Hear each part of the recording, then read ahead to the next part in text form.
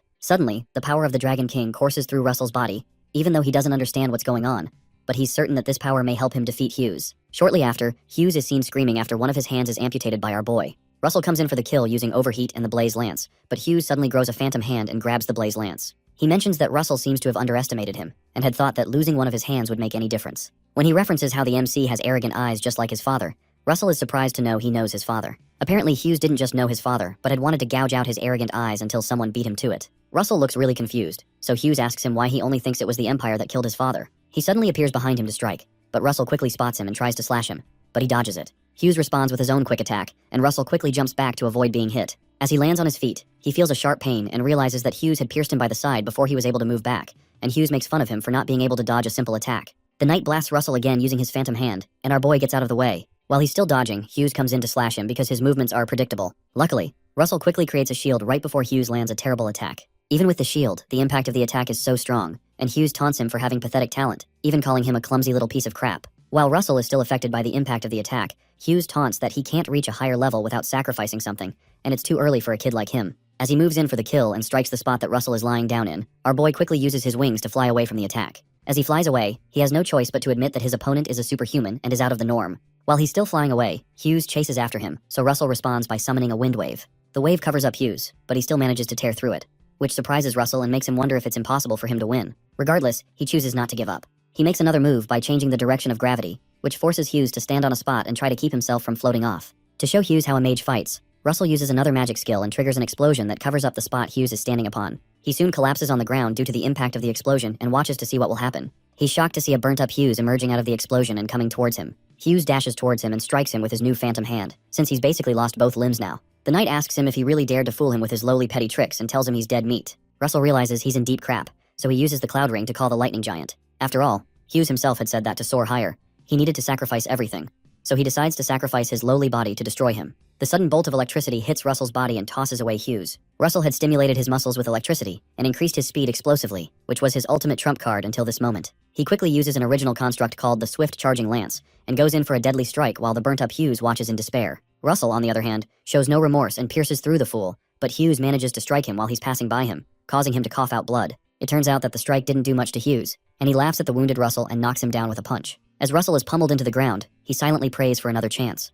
But someone suddenly shows up and blasts Hughes away. The blast is so strong that it burns away a few of his limbs, and the man asks him how it feels to crawl on the floor like a bug. As Hughes struggles to pronounce the man's name, the man tells him it's time to die and drops an explosion on him, leaving nothing but a pool of blood behind. The man also finds it unbelievable that Russell was able to push Hughes to this extent all by himself. While the man realizes that Russell's desperate struggle just changed the fate of Endymion and Keel, Hubert and the others go to help him up. Now nobody can doubt his abilities, and it's truly the birth of a hero. 10 days after that incident, Russell is yet to fully recover, despite the fact that he used overload and his wizard body. It's clear that the wall to becoming superhuman is quite formidable. If Sir Nicolo hadn't arrived in time, he surely would have died. He had thought he'd gotten stronger, but it looks like he still has a long way to go. However, he can't seem to forget how the Dragon King told him to find the dragons, because their existence will connect him to him, and it doesn't make any sense to him either. Dragons are known to be extinct though, so this brings up the question of whether there are any living dragons left. Sometime later, while he chats with Hubert, he tells him about how Hughes had speculated that it's not the Empire that was responsible for his father's death. Hubert suspects that he might have simply said that to provoke him, but it would be wise to be careful regardless while they secretly investigate it through the Flame Tower. After they end that discussion, Hubert informs him that the Master was very worried, and he's glad to see that he's okay. Before he leaves, he hands Russell an invitation to the royal banquet. Sometime later, at the banquet, Russell realizes he's not so used to formal suits and suspects that it may be because he always wears robes. While he's deep in thought, Master Daraya approaches him and expresses how glad she is to see he's healthy. She commends that he's done great things, and there's nothing more gratifying to see as his teacher and the master of the Flame Tower. While they talk, a man named Jillian approaches Master Daria, and she's surprised to see him at the banquet. Jillian retorts that he couldn't resist seeing the rumored divinity. However, Russell recognizes him and confirms that he's Sir Jillian Pearlson. Jillian Pearlson is a weapon master and a superhuman aura practitioner who can handle 18 types of weapons, and he's surprised to think that such a strong individual would come to see him. Jillian jokes that he heard that he gave Hughes a hard time, but Russell confesses that he was merely lucky. Jillian, on the other hand, believes that luck only favors the skilled, and he commends him for doing a great job by killing that bastard because Hughes and his disciples are scum. Suddenly, Jillian feels his muscles and says they're well developed. He asks Russell if he's also practicing his spear skills too, but our boy says he's still at the stage of repeating basic spear techniques. Jillian replies that the basics are important, but he needs appropriate training to surpass his limits. He hands him a ring and asks him to bring that ring and find him if he ever needs guidance. His hospitality shocks Russell, and he asks why he's showing him such grace.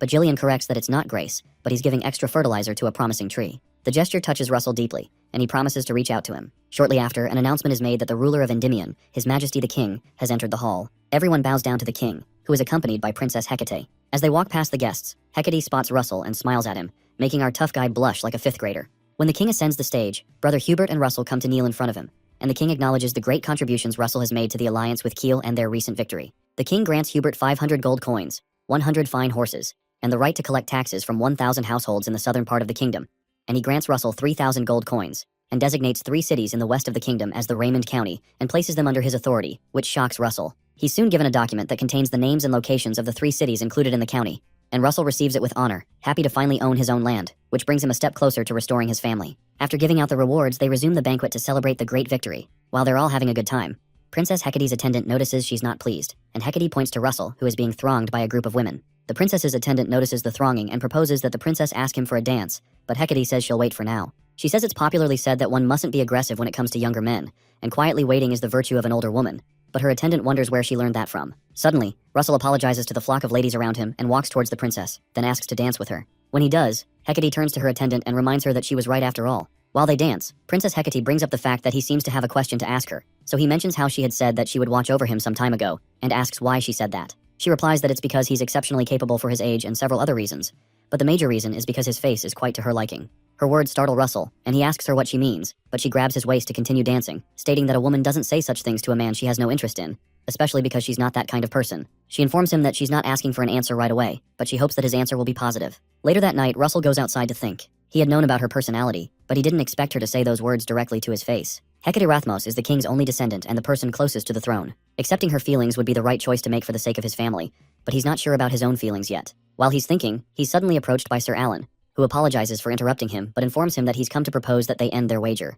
When he gets back to the tower, it turns out that Master Melville had sent in a letter to Master Dariah, proposing to end the wager, after Russell agreed with Alan to end the wager. He had expected Alan to get in touch, but this was much sooner than he expected. When Master Dariah asks him what he thinks, he mentions that they don't need the initial 3 years that were stipulated in the initial bet, so they decide to go along with them. Sometime after, they all gather in the dueling arena in the Colosseum, with a magical barrier that can withstand not just 6th circle magic, but also the sword aura of an expert-level swordsman. Our boy considers how he was a 2nd circle mage in his past life, and how he would never have thought he'd be standing here someday. Master Dariah declares that they should start right away because there's no need to drag it out, and Master Melville jokingly wonders how long she can keep up her bravado. The barrier is a magical barrier created by the 2 tower masters, so they don't have to worry about destroying their surroundings, and have the liberty to show their skill to their heart's content. In the dueling area, Russell and Alan face each other. Alan is a genius known as the mage among mages, but as of this moment, there's little difference in their skills. Russell reasons that the crucial thing in a match between similar opponents is closing the distance between them. He quickly dashes forward, causing Alan to dart backward in an effort to create distance. Russell's fighting style seems to him like he's fighting a knight or a swordsman rather than a mage,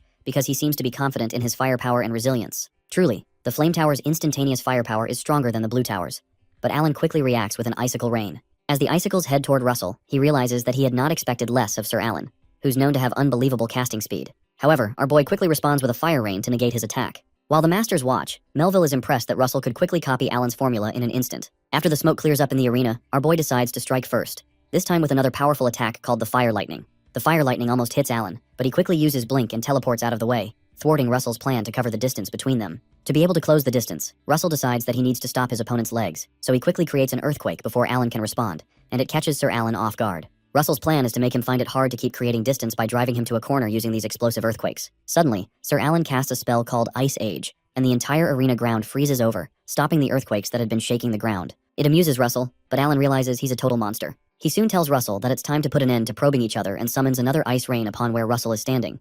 But our boy quickly creates a firewall to protect himself. Suddenly, Russell's hands freeze, preventing him from moving properly and casting his firewall. Alan had used a move called Frost Stop, which is a secret magic of the Blue Tower that Master Melville had taught him since he's going to be his successor. Alan commends Russell's astonishing growth, which he'd like to observe more, but explains that his master is waiting, so he has to postpone that. Using a method called Aqua Field, he floods the entire arena with water, and the waves of water overflow toward Russell to cover him up. Upon seeing the incoming flood, he decides to use an ace up his sleeve that he didn't plan to use before. Suddenly, Russell triggers an explosion, releasing a violent crimson energy that stops Alan from moving his body. Master Dariah recognizes the method as something called Dragon Fear, and Master Melville suddenly realizes that the reason he had exceptional talent for his age is that he inherited a dragon's bloodline. On the spot, Russell's body transforms into a merge of a human and dragon body. Dariah is shocked, and believes this is impossible because she's certain that his parents were ordinary humans, which can only mean one thing. Master Melville speculates that this means there must be a high-ranking dragon among the ancestors of the Raymond family. On the arena, Alan notes that the power Russell has just released is enough to make his whole body tremble. However, Russell is not the only one hiding his power. He also has something up his sleeves. Alan suddenly casts a wide area spell, which can freeze an entire legion at the level he's casting. Our boy quickly casts the Gay Bulg Overwrap Spear and combines 6 of them for more power. His plan is to win by breaking through Alan's magic. Meanwhile, Alan decides to finish the fight immediately, and he releases a sea of cold energy that alarms Russell because it's so cold that it could freeze not only mana, but even time itself. However, he manages to tear through it with his weapon, and he also recognizes that it would have been tough to do that had it not been for his battle experience with McCrae Hughes. The fact that he could break through it surprises Alan, and Russell jumps towards him to land an attack. He's moving so fast that Alan realizes there's no time for him to use Blink, so he has to block. Before Alan can react, he gets hit by Russell's spear and falls to the ground, while Russell holds the spear to his face while standing over him. At that point, Alan smiles and he realizes that he's lost. Suddenly, the system announces that the mission has been accomplished, and Russell will receive a highest grade mana stone as well as a relic from the era of the gods. Master Dariah soon walks towards Melville and asks the old man if he has prepared the relic from the era of the gods, and the old man admits defeat. As the Tower Master of the Blue Tower, he can't break his promise, so he opens his compartment to provide the relic from the era of the gods, and it surprises Dariah that he's actually giving it up. On their way back home, Russell examines the relic that was handed over to him. It's the Sewing Things of Arachne, a relic from the era of gods that mimics the goddess Arachne's ability to cut and connect space. The dagger can cut through space, and in addition, if you imbue mana into the chain connecting the dagger and the needle to sew space, you can join the visible space with the space cut by the dagger. Even the mere cutting of space is extraordinary, but to be able to combine them two is something that could be very useful for ambushes or defense. Shortly after, the writer informs him that they've arrived at the Autumn Moon Castle. When he enters, he soon meets Sir Gillian, whom he thanks for inviting him over. Apparently, the news of him beating Sir Alan has spread to the Weapon Master's ears, but Russell claims that he was just lucky. Russell soon learns that the place they're standing in is Gillian's office, and he was unsure of that because it's filled with weapons and looks like a training room. Jillian confesses that it wasn't like this in the beginning, but the weapons continued to pile up over time as he continued to train. Since Russell had told him he uses a spear, Jillian hands him one of the spears and proposes to know his level accurately so he can guide him properly. It's a really great opportunity for Russell to receive guidance from a weapon master, and he can use this opportunity to improve his spearmanship, which will serve as great help for future battles. Once they begin their spar, Sir Jillian decides to let him have the first move,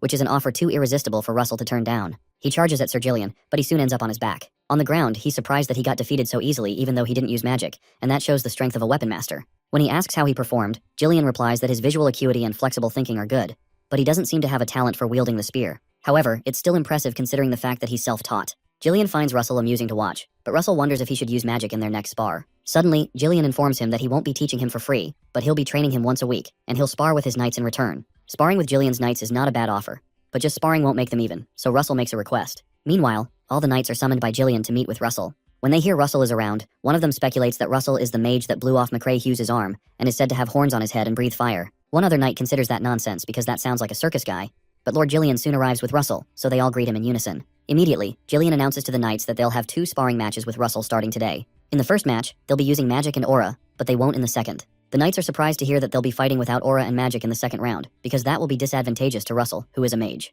However, the goal of this training is to improve skills rather than experience, and not using magic is better for that. Based on that, Russell introduces himself to the knights and informs them that he looks forward to their guidance before they start sparring. Suddenly, the system displays that the next mission is to spar with the Knights of the Autumn Moon Castle, defeat the knights, and achieve consecutive victories by sparring, with rewards of low-grade manas. Shortly after, Russell is paired with one of the knights named Rohakan, a 4th-grade knight, who expresses that it's an honor to cross swords with a famous hero like Russell. They soon begin, and Rohakan dashes toward Russell with a perfect form that seems straight out of a swordsmanship manual, which Russell doesn't expect from a 4th-grade knight. Regardless, such skill is expected from a knight trained by Sir Jillian, but Russell easily dodges his attack and knocks him on his back. After he points the spear at him, Russell asks if he would like to continue, but Rohakan accepts his defeat. Meanwhile, the other knights are impressed by how Russell moved and realize that he actually has some skill outside his use of magic. The knights soon become tense, as it's natural for their pride to be hurt after losing to a mage in a fight of pure martial skill. The request that Russell had privately made with Jillian was for him to be allowed to spar with them without using magic, and Jillian had accepted the proposal purely out of amusement. However, it seems to have turned out to be a great motivator for everyone. Suddenly, another knight named Sir Vincent, a 2nd-grade knight, asks to spar with Russell,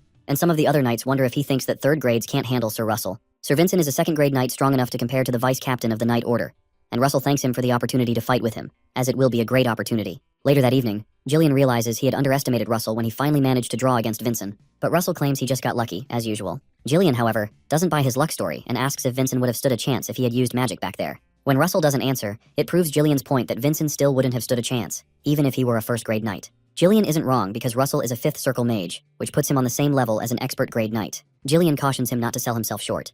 As they say, excessive humility can become arrogance. Shortly after, Jillian opens a vault to show Russell a gift he has for him. Inside the vault are books that Sir Jillian collected while traveling all over the continent in his younger days, including spearmanship books that Russell can use to study. Since it will take too long to check all the books in the library, Russell decides to focus his attention on spearmanship. Later on, Jillian finds out that Russell is unable to choose between 2 spearmanship books, called the 6 Union Heaven-Shattering Arts, and La Mancha, and informs him that they're both great books to master. Apparently, the 6 Union Heaven-Shattering Arts is difficult to master, but if perfected, it can become the best among the powerful spear techniques. La Mancha, on the other hand, is a refined spear technique, so being able to use it without unnecessary movements is a positive. Personally, Sir Jillian recommends the 6 Union Heaven-Shattering Arts, but Russell decides to go with La Mancha. The reason he chose it is that a refined spear technique that can be used flexibly depending on the situation is more suitable for him as a mage than a powerful spear technique. Jillian notices that he picked the rational choice over something that's just strong, which shows that he thinks like a mage. He decides to respect his decision and informs him to go ahead with mastering La Mancha. It intrigues Russell that Jillian would give away such books without a thought, and it resonates with him how generous Sir Jillian is. Suddenly,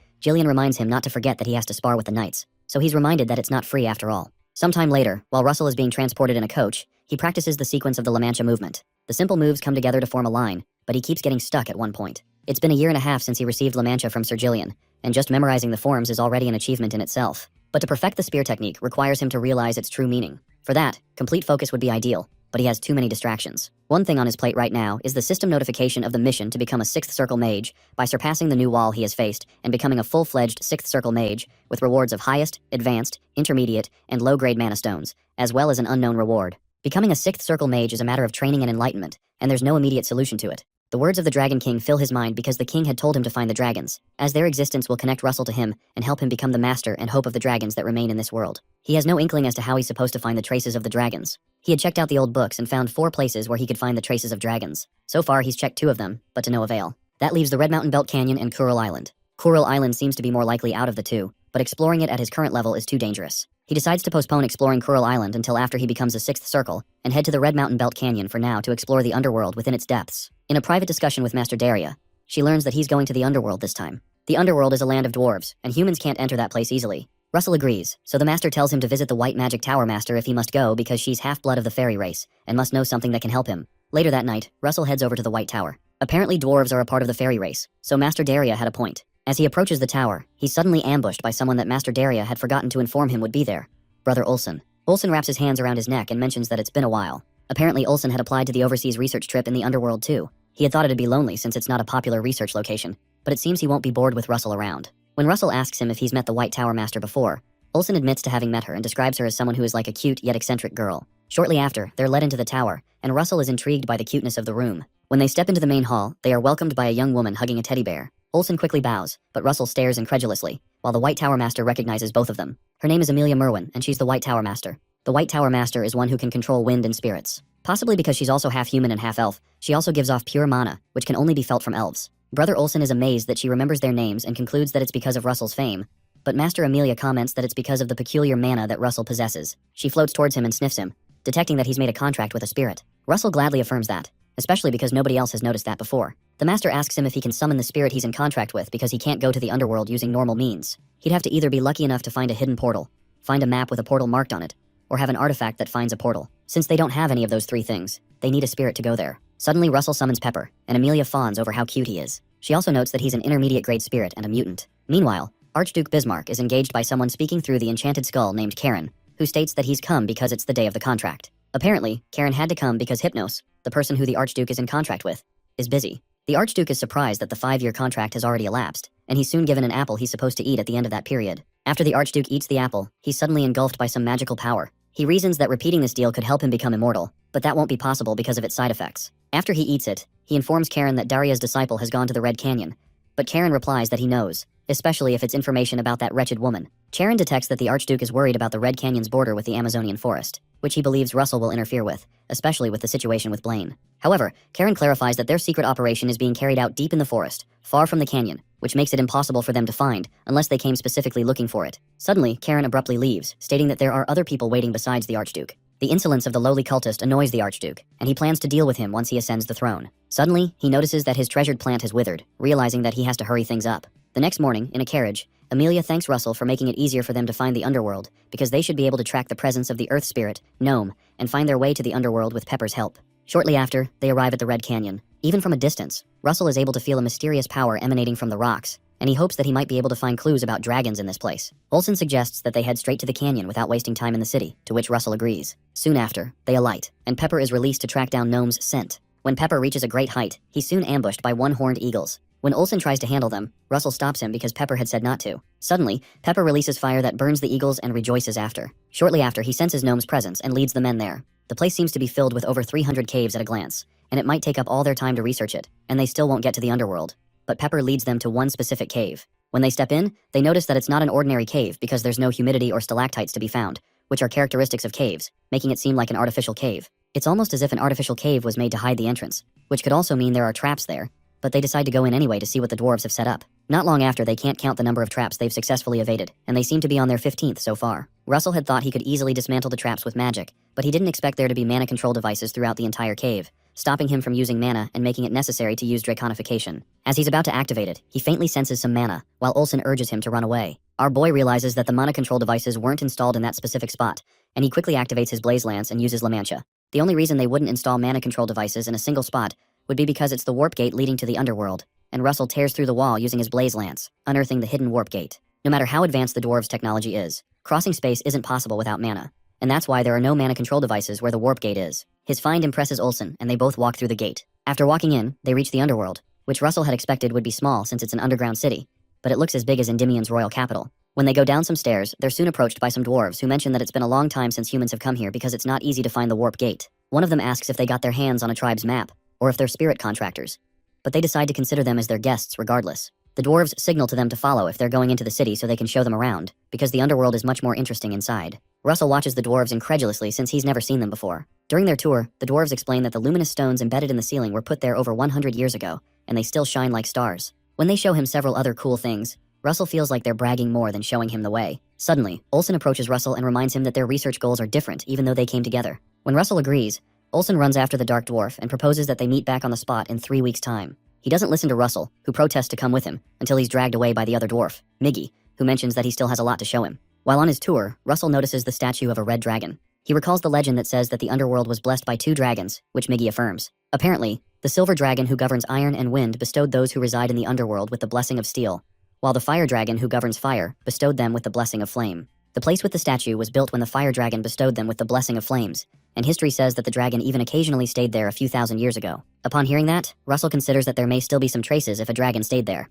He quickly asks Miggy if outsiders can enter the altar, so Miggy decides to take him inside. While they head towards the altar, Miggy explains that the weapons sold in the underworld are much better than those sold in ordinary smithies. As such, there are more races aside from dwarves in the underworld, especially from the Amazon forest's fairy race, who come to trade or to get equipment. While they're walking, Russell is surprised to be approached by Lady Yahello, who is glad to meet him again. Soon after, an elder of the White Ash Tree tribe, Yahello's tribe, introduces himself as Scan, acknowledging Russell as the one who helped Yahello, so they exchange pleasantries. Scan was curious as to what person helped Yahello, and he senses an aura that's like a living volcano coming from Russell, and is surprised that a human can possess such pure mana. Russell soon learns that Yahello had come to the underworld to buy weapons. It's odd to hear that a peace-loving elf would buy weapons, so Russell asks her if something happened to her tribe. True to his suspicions, it turns out that the monsters in the Amazon forest have become barbaric. Yahello laments that this wouldn't have happened if her blood had awakened, but Scan comforts her that it's not her fault. Back in the past, Yahello had informed Russell that she had the blood of the green dragon, and that makes him wonder if the White Ash Tree tribe has any records or legends related to dragons. However, she confirms that she knows nothing about that apart from inheriting a dragon's blood, but she promises to check for any records from her tribe if she can find any while he's staying in the underworld. Shortly after, they reach the fire dragon's altar, but Russell doesn't see anything special. He considers going to the silver dragon's altar, but soon finds out that the silver dragon's altar is the same as the fire dragon's altar in location and form. While he considers if there's really nothing to be seen here, Miggy steps out to wait for him while he checks it out. Suddenly, Russell places a hand on the statue, and a green light appears, eventually lighting up the silver statue's eyes. Suddenly, the silver dragon states that he's been waiting for a very long time, and is glad that he's finally come before the end of his remaining lifespan. As the green light shines brighter, the dragon tells him to follow the path and come to him so he can show him their master, the genesis of all dragons. Suddenly, a green compass with an arrow appears over his hands, and the voice of the dragon asks him to go in haste. Our boy quickly dashes in that direction, especially because the voice speaking to him sounds like a voice on the brink of death. While he's running, he notices the arrow is getting shorter, which means he's getting closer to the dragon that led him. Shortly after, he flies into the sky and spots the place the compass is leading him to. As he approaches the place, the house seems to be too small to house a dragon, and it seems to be some sort of cover to hide the passage. When he enters, he notices a gate inside, which confirms his suspicions. Upon approaching the gate, a voice welcomes him as the future master of all dragons. Suddenly, the large gate swings open, unveiling the actual silver dragon, Sylvator, who greets him. Sylvator explains that he would like to talk to him as much as possible, but doesn't have much time left. Russell wonders what he means by that, and Sylvator explains that his body and spirit have aged, and it is almost time for his eternal rest. While Russell wonders if Sylvator is able to face death so calmly because their race lives for 10,000 years, Sylvator proceeds to return the power bestowed upon him to Russell and gives him a silver horn. The power is being transferred from the previous master, Sylvator, to the new master. When Russell receives the horn, the system notifies him that he has inherited a new power from the silver dragon with the divine dragon king's horn, wind essence. He had first gotten fire and lightning, and now it's a horn with the power of wind. Oddly, this time it's tagged the divine dragon king's horn and not the forgotten king's horn. When Sylvator asks why the young master is delaying the succession of power, Russell explains that he's doing so because the power of the horn so far has increased his understanding of the respective elements of his mana, which means it would be more efficient for him to become a 6th circle mage first, and then use the power. It intrigues Sylvator that he's able to stay calm in the sight of such power, and he chuckles that Russell is a master worthy of waiting 10,000 years for. After Sylvator prays that all his wishes come true, he suddenly begins to fade away but states that his mission does not end here, even though his body and spirit will disappear. Apparently, Sylvator will leave his power to the child who carries his bloodline. Meanwhile, somewhere else in the underworld, Lady Yahello is suddenly struck by a great surge of power that the late Sylvator left behind. In the cave, Russell walks out dejected because he had many questions to ask, and he had just lost his first ever lead when it was right in front of his eyes. As he heads out, he suddenly runs into Yahello, who unveils her head to show 2 horns and a bright light. When Russell asks her what's on her head, she kneels and refers to him as the Dragon Lord, but shortly collapses before she can complete her sentence. Russell quickly rushes to her side to help and later takes her away to be treated. While he's by her side, he's surprised to learn that Yahello is the successor of the Silver Dragon. However, it doesn't look like her dragon powers have fully awakened yet. Suddenly, she wakes up and refers to him like she always does. Suddenly, the system notifies Russell that Yahello has begun to awaken as a 2nd-generation dragon, but has not yet realized her mission. When she becomes aware of her mission, she will have to decide for herself if she will awaken as a divine dragon or remain as an elf. The message is a bit of a relief to Russell because if she were forced to awaken as a divine dragon, she would have been bound to him as the Dragon Lord. Still confused, Elo asks him why she's in his room, so he explains that she fainted in front of the gate, and he had to bring her to his place in a hurry. Upon hearing what happened, she's glad he was the one who found her and wonders if this happened because of the horns. Apparently, a silver light flew at her before she lost consciousness, and it seems the dragon's essence within her has awakened. When she realizes that her accomplices must be worried, she decides to head out to go see them, and she prays that the blessings of the forest be with him on his path before she leaves. The next day, it turns out that Russell has more time on his hands than he had expected, as he thought it would take 20 days to find the dragon's traces. He decides to use the opportunity to go see Miggy and his friend at their forge. Once he reaches their forge, he shows them an object from his compartment for them to appraise. They sense that the object has incredibly pure mana, as if the stone itself is condensed mana, almost like a dragon's heart. However, the mana's purity is too high for it to be the heart of a dragon from the lower dragon race, and too small for the heart of a higher species. So, they ask him to leave it with them for a while so they can properly check it out, to which Russell agrees. The dwarves rejoice after he agrees and quickly go consult the dragon encyclopedia right away, and Russell feels like they're excited mages who have just secured research funds. Shortly after, Russell heads to the Grand Library after having been referred by Miggy. The underground library is quite unique and contains precious knowledge. Normally, it's not allowed for Russell to be here, but he's allowed because he has the recommendation from Meisters. A Meister is the cream of the crop among the artisans found in the dwarf race, and only about 1 in 1,000 receives that title, of which the 2 dwarves he meets are, which is quite unexpected. The underground library is pretty spacious, and it seems pretty different from the theories of the surface world. At this point, he has 19 days to return to the Flame Tower, so he's going to try to surpass the 6th circle barrier within that time. However, after 19 days, our boy realizes his goal isn't that easy, and it may just be too soon for him. He heads to the forge to retrieve the object because he has to leave that day and say goodbye to them. They're shocked he has to leave soon and try to persuade him to stay for a few days because they haven't been able to find out anything extraordinary about the object, even though they've made some progress. So far, they've found out that the Mana Stone didn't form naturally, and it's an artificial object created for a definite purpose by someone. When Russell asks what brought them to that conclusion, they explain that the alchemical reactions were similar to something they've seen before. They show him a book that seems to explain that the object is a type of magnum opus created by breaking down and diluting a part of something. Magnum opus is an alchemy word that means masterpiece. They seem to believe that this Mana Stone has value comparable to the Philosopher's Stone, but the main issue is that they've not been able to find out what it was made from. However, Russell thanks them since the information is more than enough and thanks them for helping him know how amazing the underworld truly is. They both ask him to come anytime he can. As he leaves, he figures that the material for the Mana Stone is likely a draconic heart, which would be quite shocking. When he reaches the place Olsen had asked to meet, he doesn't see him, but he soon shows up looking shiny because he had applied something to his body. Apparently this oil is the secret behind the dwarf's muscle strength, and Olsen plans to modify it for humans when they get back, which was his initial research purpose. When he notices that Russell looks troubled, Olsen asks if his research is not going well, but Russell confesses that he actually got what he came here for. So Olsen senses that the thing bothering him is the wall of becoming a 6th circle mage. Apparently Russell is able to see it, but he can't cross over, which is frustrating. Olsen recalls a saying that 100 mages will have 100 different enlightenments, which shows how delicate the matter of enlightenment is. Even well-meaning advice can be detrimental, so it's an unwritten rule not to interfere. However, a few basic pieces of advice should be fine. Suddenly Olsen asks Russell if he knows he can lift 1,500 pounds, which is about 680 kilograms, but this is Russell's first time hearing that. Apparently Olsen wasn't able to lift that weight at the start, but after constant effort on top of even more effort, it became possible one day. He advises that enlightenment when it comes to magic is the same because if you work diligently every day, it suddenly comes to you. Those words resound in Russell's mind, and he realizes that he has to be patient because he's grown significantly compared to a month ago. While they walk, Olsen points at the sunset and how magnificent the sunset over the Red Canyon is. The sunset light blurs the boundary of the sky and earth, and everything Russell has learned and the walls he's built up brick by brick feel as if there's a greater enlightenment waiting just beyond. Suddenly, our boy experiences a mental projection into his mind, and he realizes that everything he's learned and experienced is expressed in formulas. Upon seeing the burning red sunset, he decides to add the formulas he knows to the image of the burning red sunset,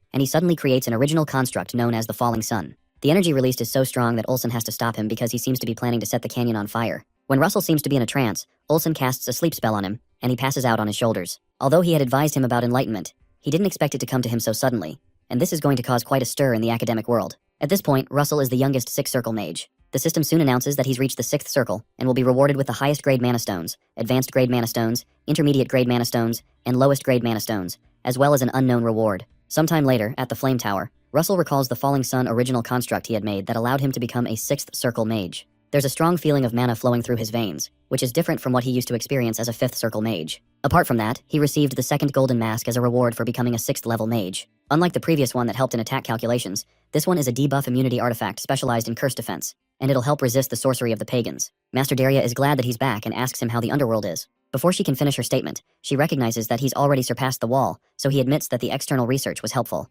It's only been a year since he's fully mastered 5th circle magic, and it seems that Master Daria underestimated the kid's talent because she thought it'd take him at least a few more years. Regardless, she's so proud of him and tells him that it's expected of her disciple, and he pledges to continue to strive forward. Another funny thing that's on Master Daria's mind is how furious Master Melville will be when he finds out about this. She suddenly proposes that they see the skills of their remarkable youngest, so she teleports them to an open space to practice. This scenario reminds Russell of the day before the expedition of the ruins, when it was hard for him to face one giant. Meanwhile, Master Daria figures that the challenge against those giants must be much easier for him now, so she decides to raise the difficulty to match his level using one of her original constructs, known as the firewood dwarves. The entire place is soon covered by several hundred of the fire golems, but the master reminds him that it's too early to be shocked. Before he can react to that, she curses another original transformation of hers, so she summons a giant firewood king in their midst. At this point, Russell wonders if she's going too far, but he realizes she just wants to get straight to the point. In that case, he decides he has to respond in kind by using his Falling Sun construct, a grand warfare spell that excites Master Daria. He also excitedly bears down the power to show his master his enlightenment and incinerates all the golems using the Falling Sun's power. After he destroys everything, he realizes the destructive power is too strong,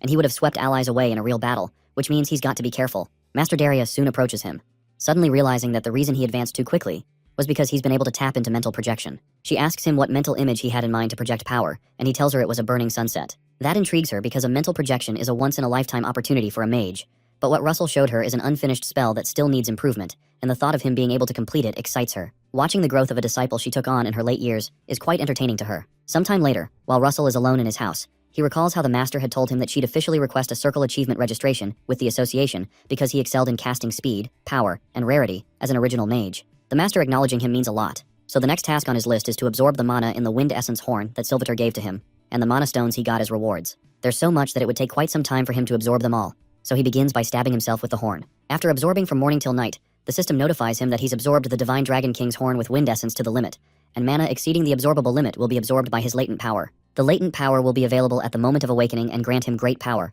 and his advanced wind attribute understanding has greatly improved. Although his understanding has improved, his rank is still the same. Furthermore, his body feels a bit lighter, and it may be because it's the wind attribute. Suddenly, he makes a punch and releases a great amount of power, even though he lightly swung his fist. If he strengthened his body with Overload Wizard Body, along with this, he might just be able to face second-grade knights without magic now. While he's thinking, he's soon told that he has a visitor request, and he tensely wonders if it's the princess. As he has suspected, he goes out to meet the princess, who asks him about his journey to the underworld. She explains that she was so curious about his adventure that she rushed here despite knowing that it's rude. However, Russell cheerfully asks her to ask him whatever she wants about the things he saw in the underworld, but she says she has to ask about something else first. As Russell grows tense by the question he knows is coming, the system notifies him that his new mission is to respond to the princess's heart, because Princess Hecate Rathmos has been waiting a long time for his answer, and it's his turn to give her a response. Some of the rewards for this mission include an intermediate grade mana stone and a pair of Eros and Psyche's rings. The question she asks him is if he thought of her while he was gone, and Russell is pushed to a corner when he realizes this is a mission. After she asks the question, Russell becomes red and replies that her joke is too much. His reaction puts her at ease because she thinks teasing him is fun since he's always so stiff. She finally states that it seems her efforts haven't been in vain after all. Regardless, she explains that she isn't asking for an answer right now, but she only hopes that he'll consider it. By efforts, she's referring to the fact that she's been approaching Russell constantly since the last ball, but he kept pushing her away with the excuse of being busy with revenge, which makes him feel like a coward now. When she notices that the time has passed, she mentions that time seems to disappear rather than pass when she's with him, but it's a shame that she won't be able to get the answer she was expecting today. Before she can finish her statement, Russell goes on his knees, brings out the rings, and confesses that he is stiff as she had said, and because of that, the only thing he can say is that he looks forward to his future with her. Shocked, Hecate gets up and jokes that he doesn't know the slightest bit about mood. However, she acknowledges that it's strange that his words, even devoid of style or mood, sound so sweet to her. She accepts his ring and confesses that she looks forward to the future with him too. She reminds him to be prepared because she'll tease him for a lifetime as punishment for daring to make her wait. Shortly after that, the day of the princess's engagement party comes, and there's a lot of ruckus in the city as preparations for wine, food, and entertainment are made. A delegation from Kiel arrives, and Crown Prince Saron of the Golden Sand Dunes considers the festivities unnecessary pomp.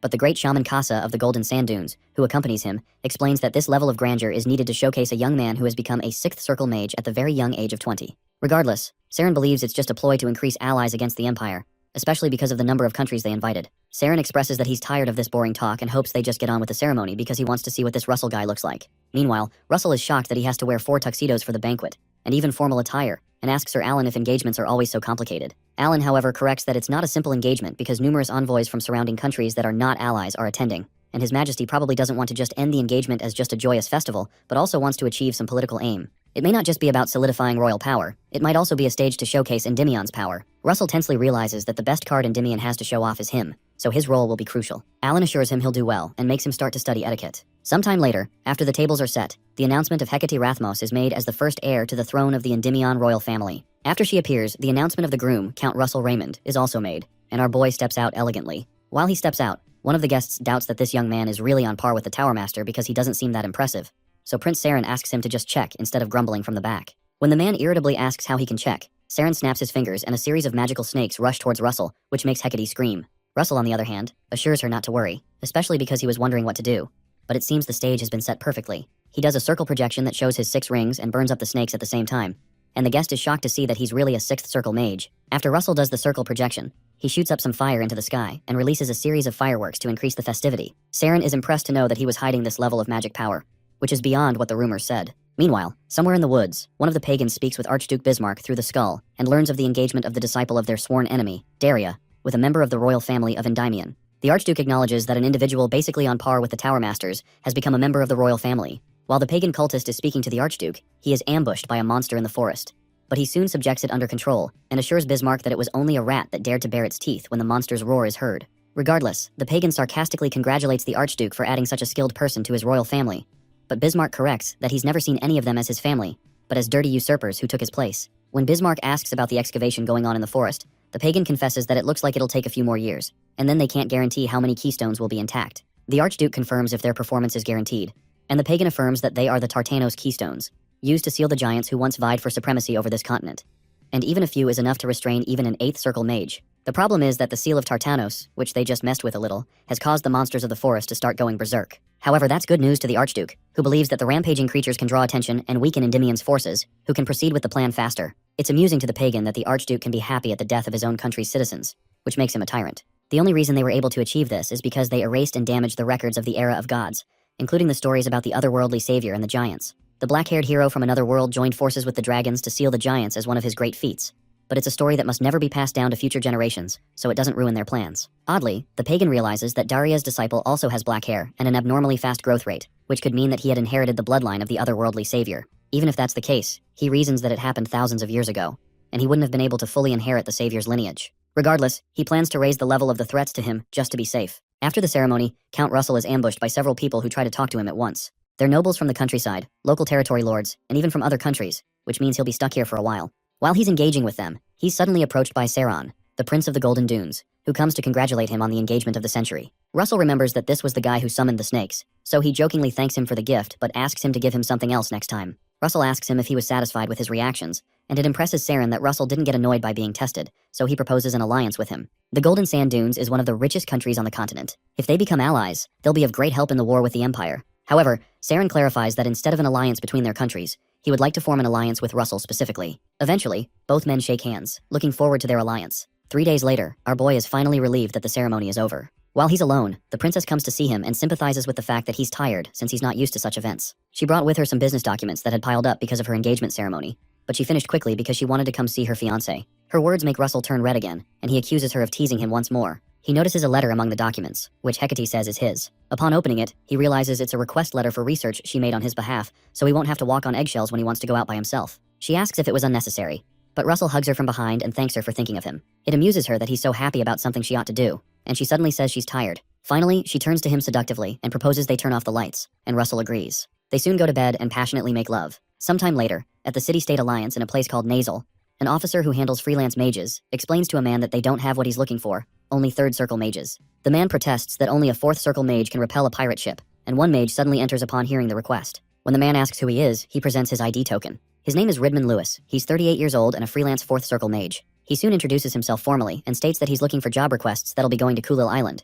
But he's in fact Russell, using some cloaking magic to change his identity. Soon after, they go on the journey, and things seem peaceful so far. Russell hopes that nothing problematic happens before they reach Kulil Island. Meanwhile, another 4th circle mage named Carl Naiman grabs one of his friends, Aiden Owl, who is a 3rd circle mage, and urges him to drink with them. Aiden protests that they shouldn't be drinking during a bodyguarding mission, but Carl explains that they won't get drunk, especially because this is a beer that he personally chilled using his chilling magic. Eventually, Aiden gives in, and Carl offers Ridman some beer too, which he reluctantly obliges. Ridman wasn't expecting to meet Aiden Owl here. In the future, he'll become the person to make great waves within the academic world, as he succeeds in his research to increase a potion's efficacy by around 20%. But, because he was sponsored by Archduke Bismarck, he had no choice but to hand it over to the Empire. However, this time, Russell plans to ensure Endymion gets it. As they continue to drink, Ridman points out that he can feel a flow of mana from Carl's bracelet, and asks if it's an artifact, to which Carl affirms that it's an artifact used to clear one's mind. While they're celebrating, pirates suddenly appear in about 5 ships. The man who hired them promptly comes out to gather the mages, but Carl smirks because he had drugged the beers he gave to the mages, which has made them pass out. When the owner of the ship arrives, he notices Aiden and Ridman on the ground and realizes that Carl is in league with the pirates. Carl affirms his suspicion and advises him to do a better check on people's backgrounds, then tells him to go to the pirate ship if he doesn't want to die. Suddenly, Ridman's ring begins to spark, triggering a lightning storm and activating the ring's signature Thunder Giant's hammer, releasing a torrent of lightning at the pirates. Carl is surprised by the sudden lightning, unsure of who caused it, until Ridman gets up and jokingly asks if that scared him. Carl is surprised that Ridman is still able to use magic and realizes he's using an artifact. Since Ridman is still trying to keep his cover that he's a fourth circle mage, he decides to use the artifact as an excuse for every other move he'll be making. As Ridman triggers a fire to engulf Carl, the poor man pleads to be spared, but our boy doesn't listen to his pleading until he's burned to a crisp. After Carl is burned unrecognizably, the ship's owner can't believe that he was a pirate and asks Ridman how he was able to know. Ridman informs him that he saw the artifact that Carl was wearing, which is an artifact that leaks the mana of the user and is probably used to tell the rest of the pirates hiding in this vicinity of his location. Suddenly, the pirates surround the ship and shoot their anchors into it. The owner begins to panic, especially because Ridman, who is a fourth circle mage, can't handle this many pirates, so he begins to consider paying a toll fee to get them to leave. However, Ridman tells him to take care of Aiden while he goes to feed the fishes. Surprisingly, Ridman flies a few feet over the ship and decides to end this in an instant by releasing a fire rain over the pirate ships. Sometime later, after the pirate ships have been destroyed at sea, Aiden wakes up, wondering what had happened to the pirates. Ridman doesn't answer but encourages him to rest for now and informs him that he has infused some fire energy into his mana road to get rid of the drug's effect. Aiden soon lies back down and apologizes for not paying more attention. Ridman tells him it's alright and asks him if he wrote the research paper he had found on him. Aiden is surprised to see him with the paper, and Ridman explains he picked it up when it fell to the ground while he was moving him into the room. He confesses to Aiden that the research to increase the efficacy of potions that he read from it is quite interesting, and that excites Aiden.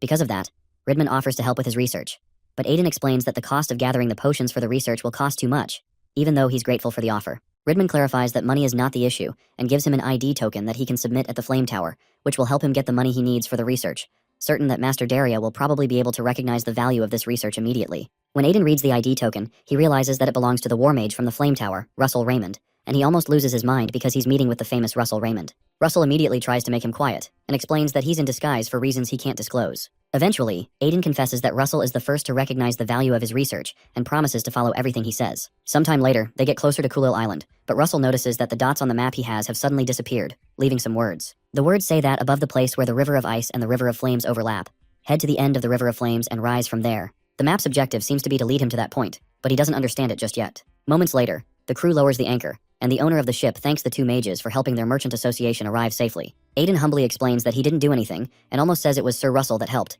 but suddenly remembers his name is currently Ridman. The merchant hands them some money as a reward and informs them that he put a little more than the amount stated in the contract, wishing them luck in all their travels. After the man departs, Aiden sulks because he had hoped to learn more from Russell before they had to go their separate ways. Suddenly, Russell transforms back to his original face and informs Aiden that he'll see him at the Flame Tower, then leaves. As our boy goes around the place, there doesn't seem to be a lot of humans around, as expected in a country of beastmen. While walking, he notices a monkey beastman, but eventually decides to go to the bar because it's the best place to gather information in foreign lands. Upon entering, he's welcomed by the bartender and asks for an ice-cold glass of beer. When he overpays for the glass of beer, the bartender protests that the money is too much for a beer, so Russell asks her to treat the change as payment for answering his questions. She smiles and cheerfully asks him what questions he has, so Russell asks if there is a river of flames on the island. The bartender doesn't seem to recognize the river of flames, but explains that there are a few places where he can find flowing lava. Apparently, Kulil Island was formed from the eruption of a volcano, but it hasn't erupted for centuries now. He also asks her if there's a place where the River of Ice and the River of Flames overlap, but she doesn't seem to understand what he's talking about, so he tells her it's okay. Eventually, our boy decides that he'll have to walk around for a bit,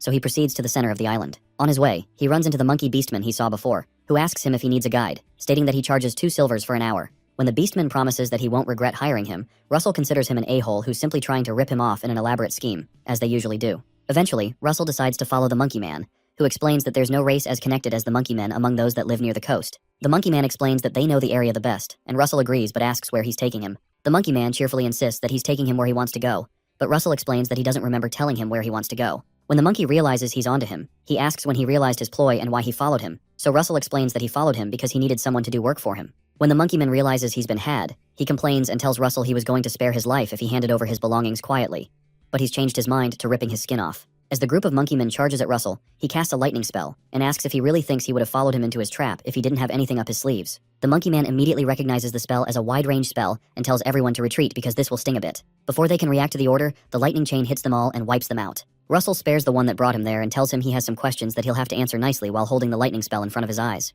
Russell asks him about a place where the River of Ice and the River of Flames overlap, but the monkey apologizes because he's never heard of a place like that. When Russell asks if he was lying about being the most knowledgeable when it comes to Kulil Island, the monkey man fearfully explains that there isn't such a place on the outer ring of the island. When Russell asks if it could be in the inner ring, the monkey man confesses not to know what's in the inner ring, which means that Russell would have to go there on his own. When Russell proceeds to go to the inner ring, the monkey man protests because those inside are not ordinary, are quite hostile by nature, and will charge at him immediately if they come to know that an outsider human has stepped into their territory. Shortly after, Russell heads to the inner ring, and he's approached by some of the locals, who ask if he's the outsider that's causing a stir on the island. Their leader states that he's tinier than they thought, and Russell realizes they have no killing intent at all, but just a desire to fight. He wonders if the instinct of beastmen is only to pursue strength, so he cheerfully asks if they're there to fight him. The leader affirms that he knows why they're here and apologizes because this is their natural instinct. The leader asks him to say when he's ready, so Russell cheerfully says they can start. The leader likes his personality and jumps at him, hoping to see if he's got skills to match his words. As the beastman charges at him, our boy realizes that he won't be able to stop that charge with a half-assed spell, so he has to condense his mana as much as possible.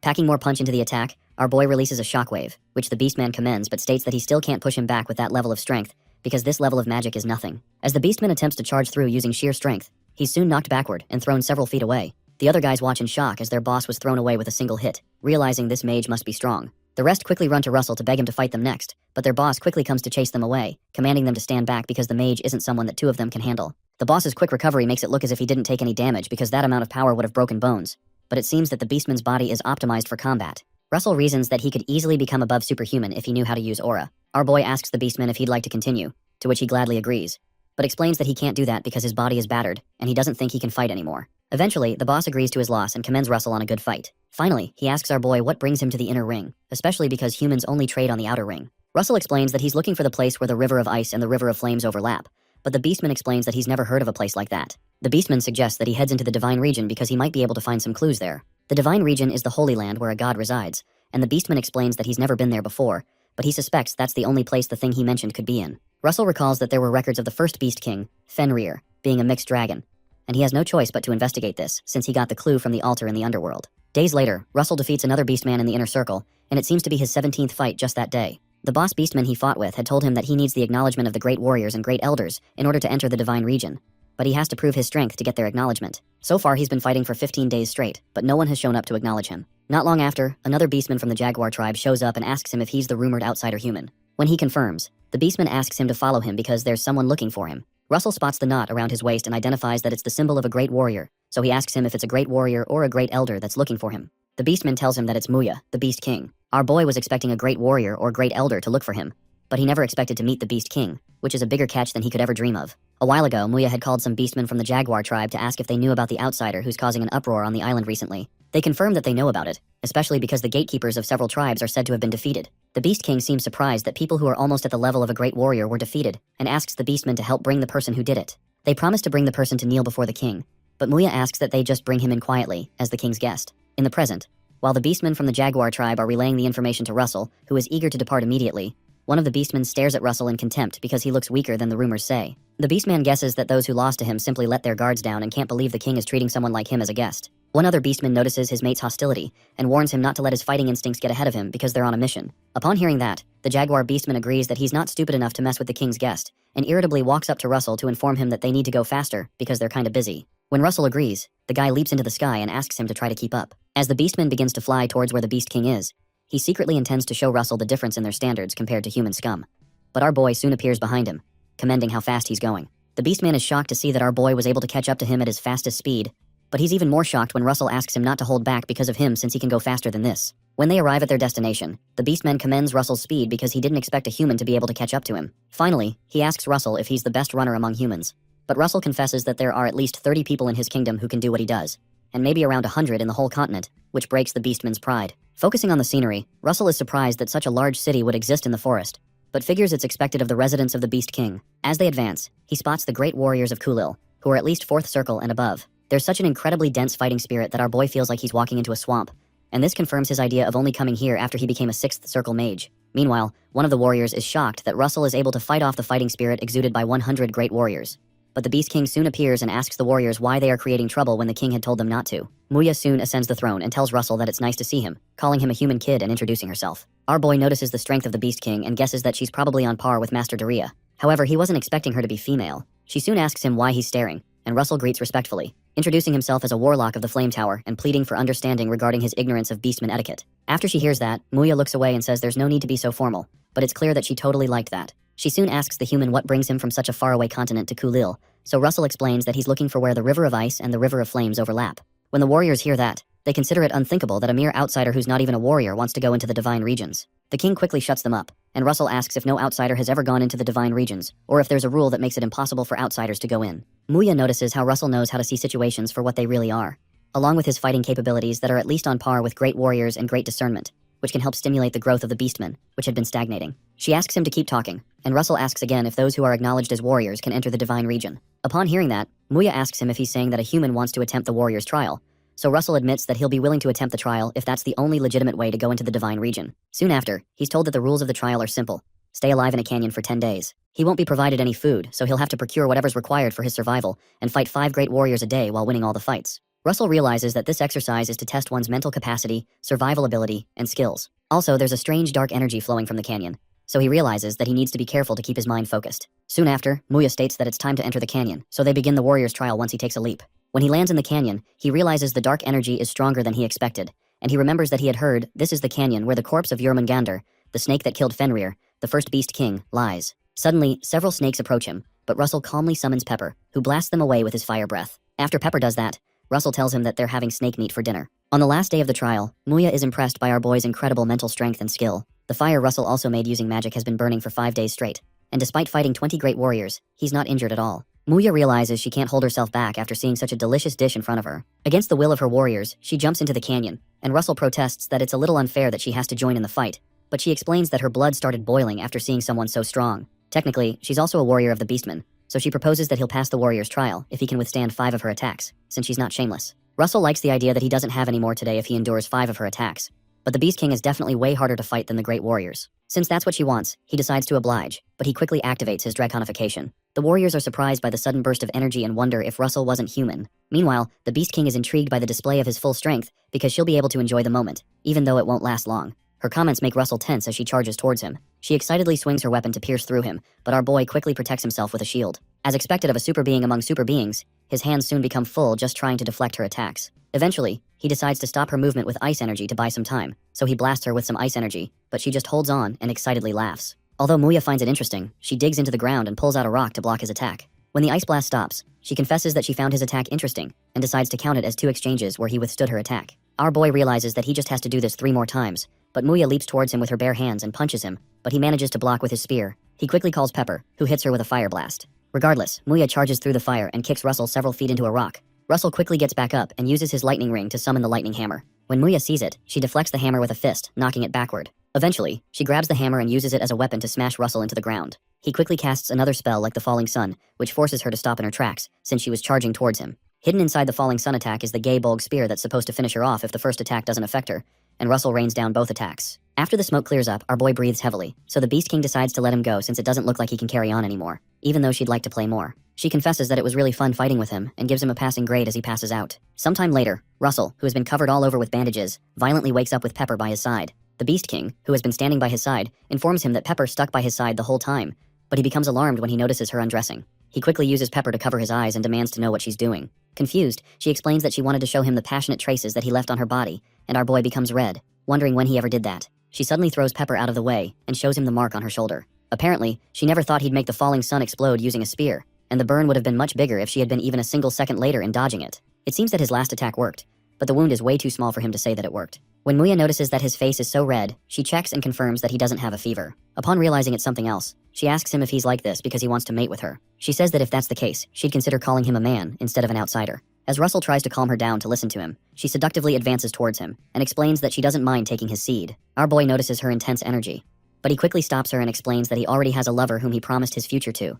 So she stops when she realizes he doesn't want to do it. Finally, Russell asks her if he can enter the divine region, so Muya states that there won't be anyone foolish enough to object after seeing his performance yesterday, and they might even be envious of his strength. Excitedly, he asks her when he can enter, and she says he can after his body is recovered, which will take at least 2 months based on what the doctor said. 3 weeks later, while Russell flies with the Beast King to the divine region, she considers it unbelievable that Russell was able to recover in just 3 weeks, but she doesn't know he was able to do so because of overload and his wizard body. Although he's thankful that she's personally guiding him to the divine region, he wonders if she doesn't have other matters to attend to since she's the king.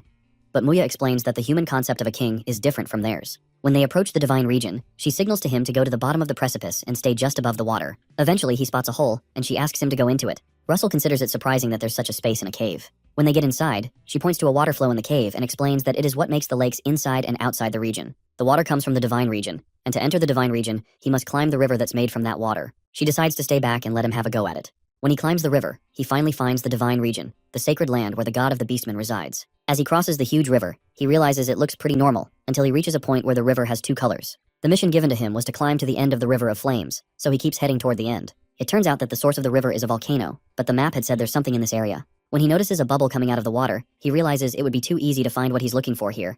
And the fact that there are bubbles means that it's connected to another place, which would probably be the source of the real river. He soon dives into the river and runs into another cave somewhere beneath the water. This should be the place, and Russell summons Pepper to track any magical energy that might be in the cave since it's quite dark. Pepper quickly follows a trail until they run into Ignir, the fire dragon, who is dead but whose essence greets the little master and apologizes for not being able to wait until the master arrived. The dragon displays the divine weapon, Brahmastra, and explains that he stayed in this place in order to pass down this great magic. Russell is able to feel the power of the magic even without touching it, and wonders if he'll be able to handle a power this great at his current level. Suddenly, the system notifies him that the corrupted will of the first Beast King, Fenrir, is reacting to the divine weapon, Brahmastra. He's told that Fenrir's will is manifesting, and he's asked to purify Fenrir's will. Soon after, Fenrir literally appears, and Russell is surprised that a manifestation of Fenrir would be so imposing. The beast looks more like a divine beast than a monster, but Ignir pleads with him to take the weapon. Reluctantly, Russell grabs the weapon. Suddenly, he sees a vision of several warriors and giants who have come to fight against a woman. The woman promises to eradicate them all, but the giants jump toward her. Russell hopes that she's moving away from the attack, but she just looks back at him and smiles. As he wonders if she can see him, he recognizes the scales and horns on her head that seem to form a crown. Finally, he understands that the woman is the divine dragon king. Meanwhile, while fighting the giants, she creates Brahmastra, a new divine weapon with the power to kill even a god, and explains that this is to guide him in his future to become a torch. United with the spirit of the divine dragon king, Russell, in the present, throws the Brahmastra at the will of Fenrir, and is surprised that it defeats it in one hit. The power of the weapon is around 8 or 9 circles. Suddenly, as Fenrir's will is purified, a man appears and introduces himself as the one who inherited the blood of a dragon, hoping to make a request of the great master of dragons, referring to Russell. The man hands him something and asks him to pass it on to his children, and Russell recognizes it as the treasure of the beastmen and what binds them. The man hopes that Russell will remove the shackles that bind them. Soon after, the system notifies our boy that Fenrir's corrupted will manifestation has been purified, and he'll be given Brahmastra as a reward. As the weapon moves towards him, our boy can't handle the intense fire energy, and it feels like the mana veins throughout his body are burning. With his level of understanding of the fire element, he shouldn't be in this much pain. However, the things that are stimulating his mana veins are high-level magic and formulas that are almost at the 9th circle. As it courses through his body, he realizes that his brain will explode if he doesn't understand or control it properly. Shortly after, the system notifies him that Brahmastra has expanded his brain, and his understanding of Brahmastra has increased. Soon after, Brahmastra starts reconstructing his brain, and he finally collapses when the process ends. Pepper quickly runs to his side in tears, afraid that he's dead. However, the divine dragon tells him not to worry, because Russell only fainted from fatigue and will wake up soon. The divine dragon king explains that her child, Ignir, was supposed to serve him but hasn't been able to due to fate, so she asks Pepper if he will inherit his power. When Pepper looks worried, the divine dragon explains that there's no need to be surprised because he's part dragon and part spirit, so he's more than capable of inheriting this. Suddenly, the power is released in the form of an egg, and the divine dragon hopes that Pepper will become the new fire dragon and journey with Russell. The divine dragon also expresses that she hopes he'll continue the bloodline of the dragons. Shortly after, Russell wakes up and notices Pepper eating something edible. Russell doesn't know what's going on, but the system soon informs him that Pepper has inherited the spirit of the fire dragon. Pepper's soon envelopes him, and the system explains that a lot of time will be needed for Pepper to digest the absorbed power and become a second-generation dragon. Shortly after, Pepper enters into a state of slumber and collapses to the ground. Russell quickly carries him out, worried that he hadn't played with Pepper more often before he had fallen into this state of slumber, unsure of what will become of her. When he gets outside, he meets Muya, who suspects that he's found something incredible from his expression. He hands her the object that Fenrir gave him, and in shock, she asks him to tell her every detail about how and where he got that. Shortly after, Muya explains that what he's holding is called the Moon Crystal, and asks him if he knows why the Beastmen are stuck on Kulil Island. Russell guesses that it's because they need to stay together to protect themselves since they're small, but Muya calls bull since even the long-eared archers, referring to the elves, and the earth stumps, referring to the dwarves, are on the continent, and they're stronger than they are. Apparently they're staying on this island so they could find the item he's holding that belonged to the first Beast King, Fenrir. Russell wonders if that's what the dragon meant by shackles, so he asks Muya why they're so obsessed with finding this item, and Muya refers him to a term called beastification. Apparently, it's an ability that increases one's fighting abilities by bringing out the beast engraved into one's blood. On nights when the full moon rises, they can use moon beastification, which is 3 times stronger than beastification, but this moon crystal allows them to use it without a full moon. After their discussion, Russell asks her for a favor to spar with him once a day before he leaves. Shortly after, they have their spar, and Russell is thrown into a rock somewhere. Muya jokingly asks him why his breathing is already getting rugged when she's just getting started. She tells him to get it together because he won't be able to satisfy the one with whom he shares a promised future if he's this weak, so he quickly gets up for his next move. He casts an original construct, proclaiming that he's still full of energy and firing 5 gay bulg spears at her in a move called the Magic Spear of Death. Muya loves his energy as she blocks the 5 spears that soon explode massively. After the smoke clears, Russell realizes that Muya is a total monster, and wonders if it's impossible to fight against her without using draconification. Soon after, Muya approaches him and asks if he's already done, suggesting that he transforms like he did before. However, Russell explains that he's training to practice his basics, which would be pointless if he used draconification, but Muya doesn't care since it isn't any fun for her. Suddenly, she tells the human male, referring to Russell, that she would like to request that he become their bridge to the world, since she's going to leave the island with the beastmen within the next few years, as they've found the crystal moon. Russell doesn't understand exactly what she's asking him to do, because he doesn't have the authority to give them a part of the Endymion territory, but she angrily clarifies that she only wants a small piece of the land that would be sufficient for them to live in. Upon realizing something, Russell excitedly asks the Beast King if she plans to join Endymion, which she affirms, even stating that she's willing to bow to his king and proposing to help them during territorial conflicts and wars too. It's intriguing that she'd say that, and Russell is stoked to hear the news. Sometime later, inside the Endymion palace, the king and some prominent people gather to discuss allowing the migration of the beastmen from Kulil Island. The finance minister protests that there are more than 200,000 of them, and they won't be able to find a place that could feed and shelter that many people. However, the military minister protests that even half of their number joining them in wars means many more soldiers, which they can't ignore. There are conflicting opinions about this, so the king tells them that's enough. The king clarifies that this is a vain discussion since they don't have enough information, so he proposes that Russell, the future husband of the princess, speak up, as he's met them and spent time with them. Finally, Russell narrates that the beastmen were mostly aggressive, and their culture isn't so different from Endymion's. As much as it would require creating space for them, he believes that allowing them will allow the growth of a strong army, which will help them benefit from this deal. Finally, Jillian asks how powerful Muya is. Russell explains that, based on his standards from sparring with her, he'd say she's someone 3 levels above McCrae Hughes. When Princess Hecate hears that the Beast King is female, she becomes tense. Emilia, the White Tower Master, soon steps up and asks Russell if she didn't just seem strong because he's weak. Jillian quickly asks the White Tower Master kid to calm down, and Emilia calls him a fool that's obsessed with a kid, asking him why he thinks he's calling a kid.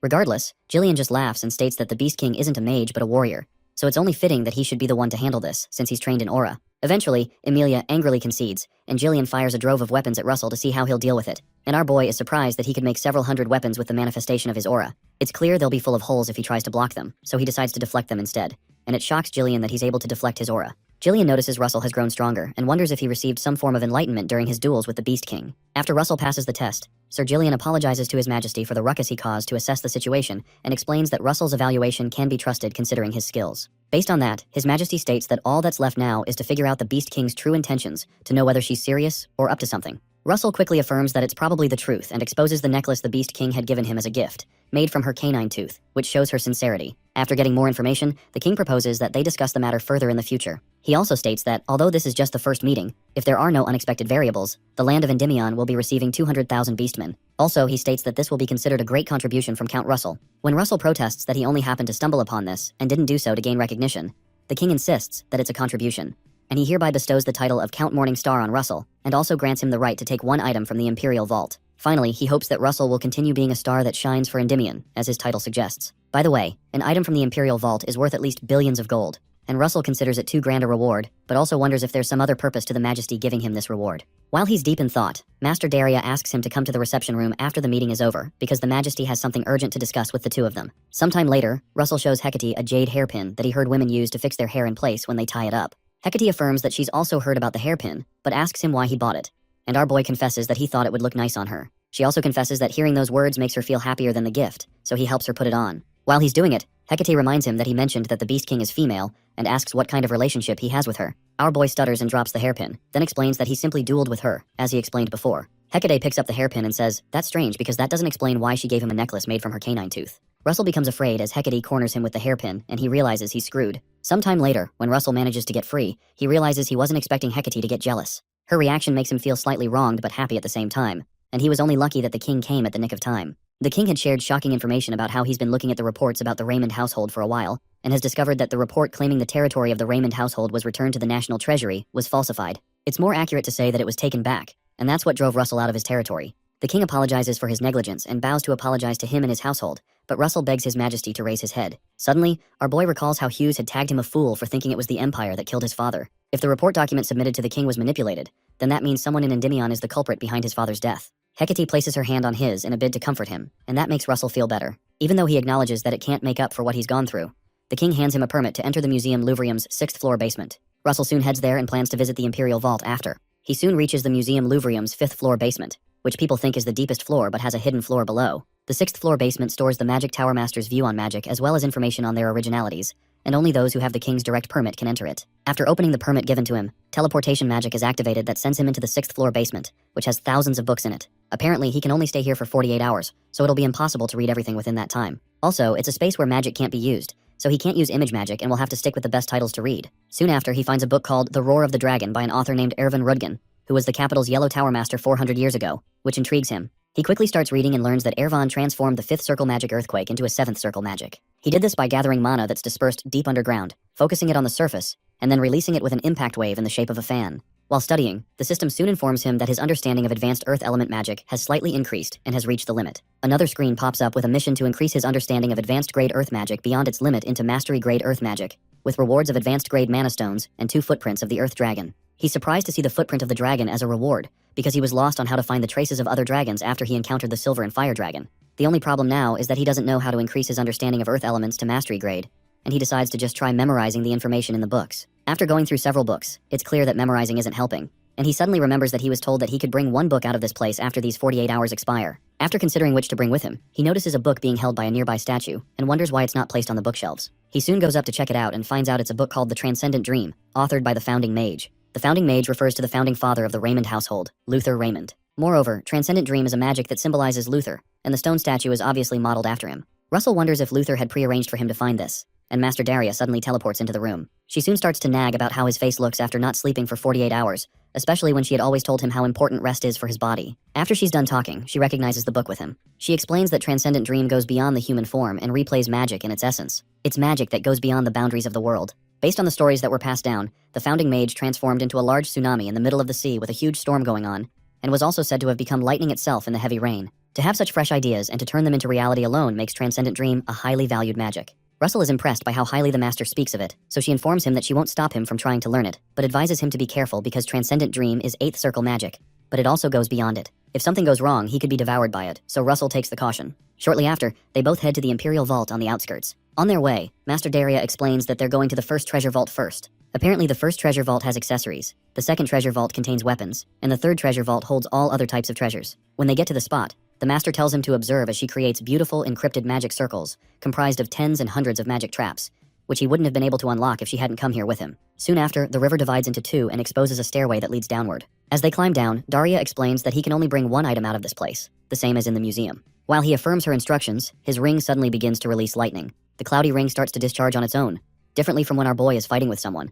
and it feels as if it just met a longtime friend that it has missed very much. Miss Daria explains that it seems that the other half of his ring lies in the vault, which would mean it's a 2-part artifact. Artifacts are usually single items that fulfill their own function, but there are artifacts that exist that require another half for it to display its full power, just like his golden mask. Also, most of the mission rewards that he's gotten that are artifacts related to dragons seem to have another half. Suddenly, the ring shines a streak of light to show where the other half could be, and Russell wonders what artifact could make the ring so desperate. When they follow the trail, they find an artifact known as the Jade of Clouds, which has the special ability to control the weather. Apparently, there are less than 10 mages on the continent that can control the weather, because climates are very difficult to control and learn. Master Daria explains that climate control is definitely a big advantage, but carries a great risk of factors like great mana consumption and long casting time. However, because he had felt a similar pull when he held Brahmastra, Russell chooses the Jade of Clouds, even though something might be better to choose in terms of efficiency. Once he picks up the artifact, it suddenly disintegrates and is absorbed by the ring. Soon after, the system informs him that he has obtained a wing fragment of the Cloud Dragon. Apparently, the Cloud Dragon controls the climate and the clouds and is a mutant lightning dragon that is born with very rare abilities.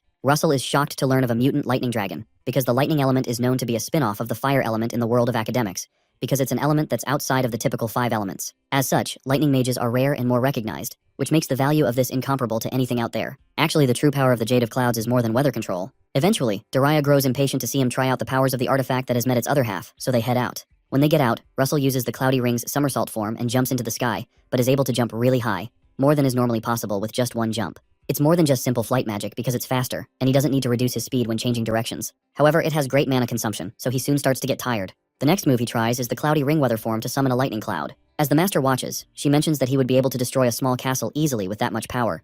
But when he suddenly passes out in midair and falls into the water, she realizes he doesn't have enough mana for that. Sometime later, Russell finally wakes up and heads to the Mage Academy Society. Everywhere hurts, so he decides he'll only use the Cloudy Ring when necessary for the time being, as he prepares to carry on with his mission to increase the limit of his advanced Earth-grade magic into mastery-grade Earth magic. Since the Yellow Tower is the most well-versed place in Endymion when it comes to Earth magic, he starts by looking for 6th circle mages and above of the Yellow Tower. Soon after, he finds the perfect person and quickly goes to see him. He soon reaches the office of Elder Spiegelman and apologizes for not coming to visit often, but the Elder replies that it's fine. The Elder detects that he's now a 6th Circle Mage, when he was just a 5th Circle Mage during their mission in the Temple of Mirrors. Soon after, Russell explains that he wants to get advice about earth magic that he read about in the 6th floor basement, and Spiegelman is glad to help him with it. Later at night, at his house, the Archduke writes a letter to inform an ally about how they've won a lot of people over, and the weapon manufacturing is also proceeding smoothly. Apparently, they won't need to worry about the military provisions either, and all that's left is to wait for the right time, and the Endymion throne will become his. Shortly after, he gets an unexpected visitor who apologizes for visiting at a late time. From the person's green eyes, the Archduke suspects that it's Karen,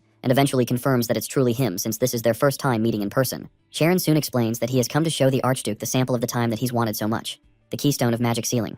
The Keystone of Magic Sealing is a seal that blocked off the gates of Tartarus for a long time. However, the Archduke is not impressed by the size of the stone brought because it won't be able to stop the Masters of Endymion. A purple aura breaks out around the Archduke as he protests that he wasn't promised a mere stone like this.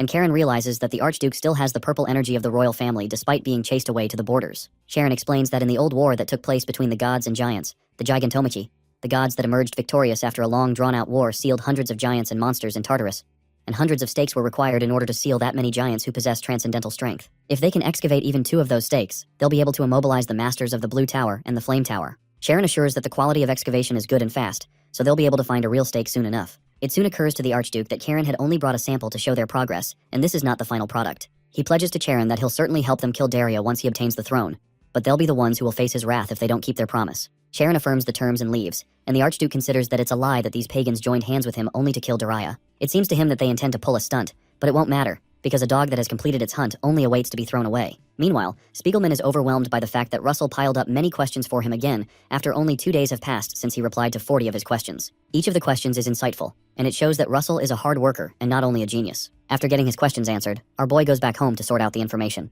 He realizes the roar of the Earth Dragon isn't as simple as discharging mana because its basis lies in using the heat of the earth. In an attempt to use it, he keeps it rooted in the earth element, but also doesn't set restrictions on any branches that branch out in the flame, wind, and lightning elements to open up more possibilities. Suddenly, a mental imagery of a huge bright tree forms, surprising Russell, and the system informs him that a part of his understanding of earth magic has increased and is changing into mastery-grade earth magic, based on his efforts. He's soon notified that he's completed the mission, and has received 2 advanced-grade mana stones and the footprints of the earth dragon, which looks like a small pipe. The form intrigues Russell, but he doesn't know how to use it, especially since he had been expecting a map like the last time. When it doesn't work as a weapon, our boy notices the distinct pattern on it and quickly pours some ink on it when he realizes it's not a normal stick. There are dots on the paper constellation, which means it's probably a sky chart. Once he figures it out, the system notifies him of his new mission to find the location marked on the sky chart and enter the dwelling of the Earth Dragon. Apparently the light will show him the way when he arrives in its vicinity. The rewards for the mission are the Divine Dragon's King's Horn, Earth Essence, 5 advanced-grade mana stones, and 7 low-grade mana stones. Being pleased that he's received a mission,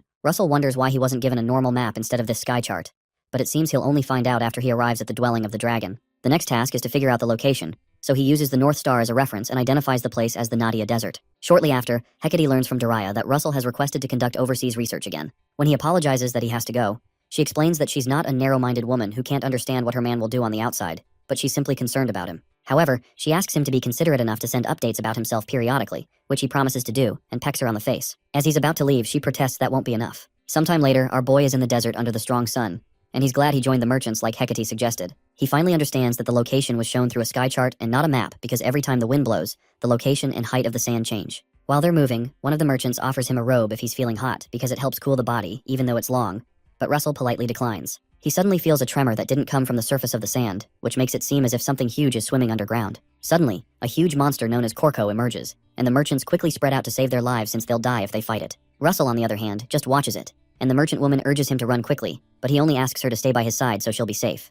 In Russell's mind, this is the perfect opportunity to test out his new magic, which he learned from the 6th floor basement from a material by a guy called Engale Gloman, who had written it 200 years ago. He quickly summons a fiery whirlwind using a technique known as the Desert Flower. As the Desert Flower encircles the Korko, it burns it until it's destroyed, and the merchants are shocked, wondering who the mage that helped them is. Suddenly, the poison from the dead Korko's blood hits the camel Russell was using, so he quickly drowns the camel with quicksand before it infects them. After he manages to resolve the situation, the woman who had spoken to him earlier approaches him and introduces herself as Anne Mashrin of the Kurtberth Merchant Association, thanking him for saving them. Russell introduces himself as Richard and asks her for a camel when she offers that he ask anything he desires so she can pay him for his help. Since he's heading in a different direction, he'll have to split up there, so he'll need the camel for his journey. Late at night, Russell notices a constellation in the sky, and his sky chart suddenly releases a bright streak of light that guides him towards a specific place. He quickly jumps off the camel and follows the light to where it stops, but all he can see around the area is sand. Suddenly realizing it might be underground, he plunges into the ground and digs his way through using a magic technique. Eventually, he digs past all the sand and reaches a room with a marble floor. Since it's dark, our boy summons Pepper to create some fire,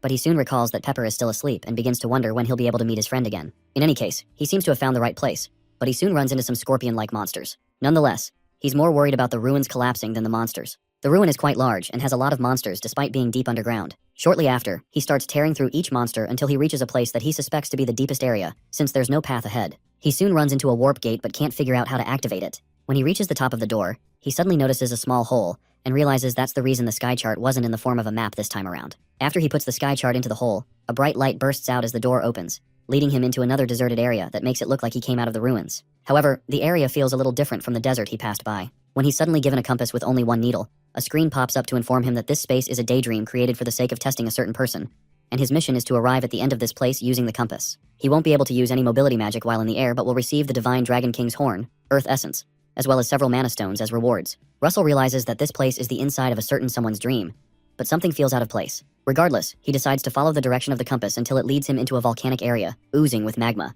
When the arrow doesn't change, Russell decides to break through it regardless, since nothing comes easy. Sometime later, while in the dream, Russell is caught in a sea of fire after just escaping from a sandstorm and a snowstorm. Regardless, he finds it amazing that all of the things he's seeing were made of magic, so he decides to read the mana, understand it, reverse engineer it, and dismantle it. The previous tests seem to have been testing if he is worthy, and this one feels like a test of his qualities as a mage. Shortly after, the system notifies him that he's completed the mission and is now entering the dwelling of the Earth Dragon to retrieve the Divine Dragon King's horn. When he enters, he realizes it's the same place where he discovered the door, but the door seems to have disappeared along with the warp. Suddenly, the Earth Horn appears, and Russell wonders how much mana he'll get from absorbing it. When he touches it, something goes wrong, as it seems the absorbed mana is blocking his mana vein. If it blocks his mana vein completely, he won't be able to do anything about it, so he needs to guide the mana into the circle quickly. After he completely absorbs the mana, his body burns a bright yellow, and the system informs him that he has absorbed the maximum amount of mana from the Earth Horn, and any mana absorbed beyond the maximum capacity will be kept as dormant potential. He's also told that the dormant potential will be of great help once awakened, and mastery-grade knowledge of the earth element has increased very slightly. As some shells fall from his body,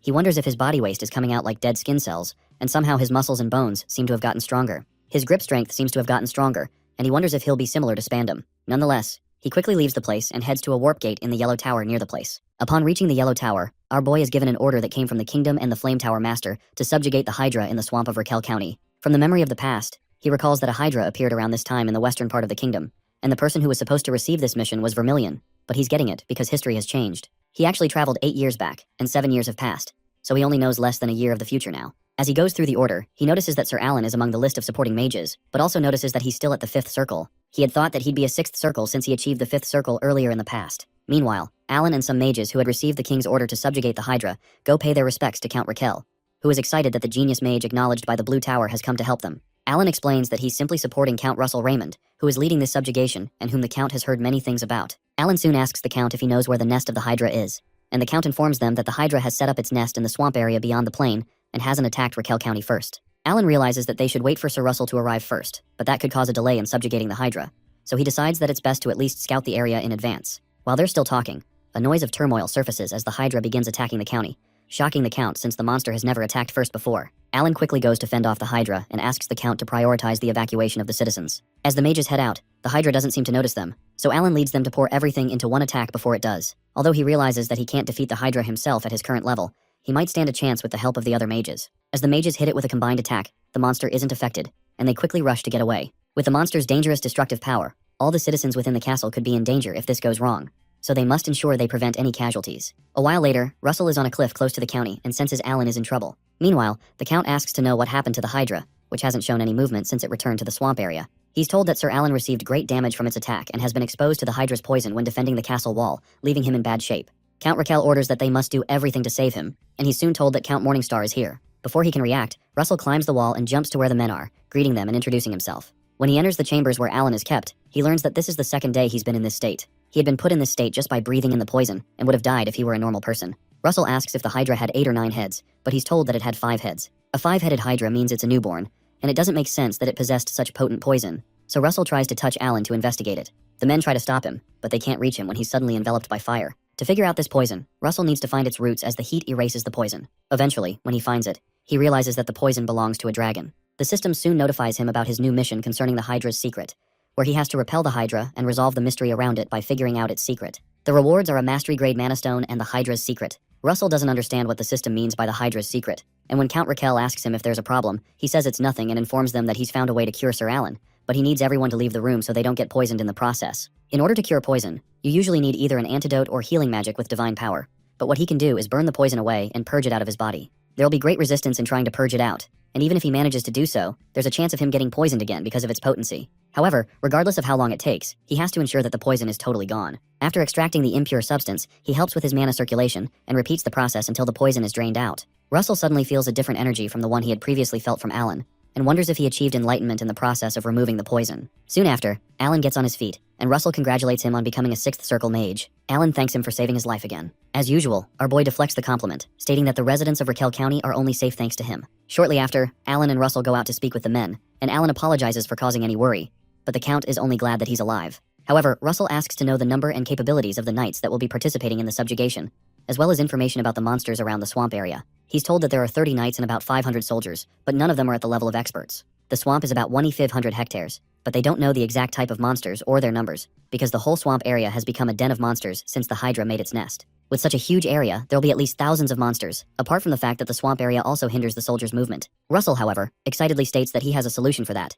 but he needs the Count's help to ensure that preparations are made so they can depart in 3 days. 3 days later, the captain of the army reminds them that their country was covered in golden light and peace last autumn, but they can no longer have that because of the invasion of the Hydra. The men become pumped up to fight the one that stole their peace. After their spirits are raised, Russell explains how the subjugation will proceed. First of all, the knights will be divided into 2 groups, and are to protect the 3rd and 4th Circle Mages while providing support from the rear by stopping the monsters from escaping. On top of that, they'll work with the 5th Circle Mages and above to pave a way through the monsters. When one of the soldiers asks if there's a way to deal with the monsters in the front since they can't move through, Russell assures them that they don't need to be concerned about that. When they eventually reach the swampy area full of monsters, the monsters see the light and cross to the other side when Russell uses his Falling Sun original construct. The entire swamp is soon enveloped in fire, and the soldiers watch incredulously as our boy handles all the beasts so easily, witnessing the power of a 6th Circle Mage. Russell requests that Sir Alan handle the next horde of monsters, and Alan explains that he can't freeze a group that large at once, but he'll do his best since it's a request from his employer. Alan soon uses the spell he used to fight Russell before called Ice Age, and it easily freezes the monsters, turning them into ice statues.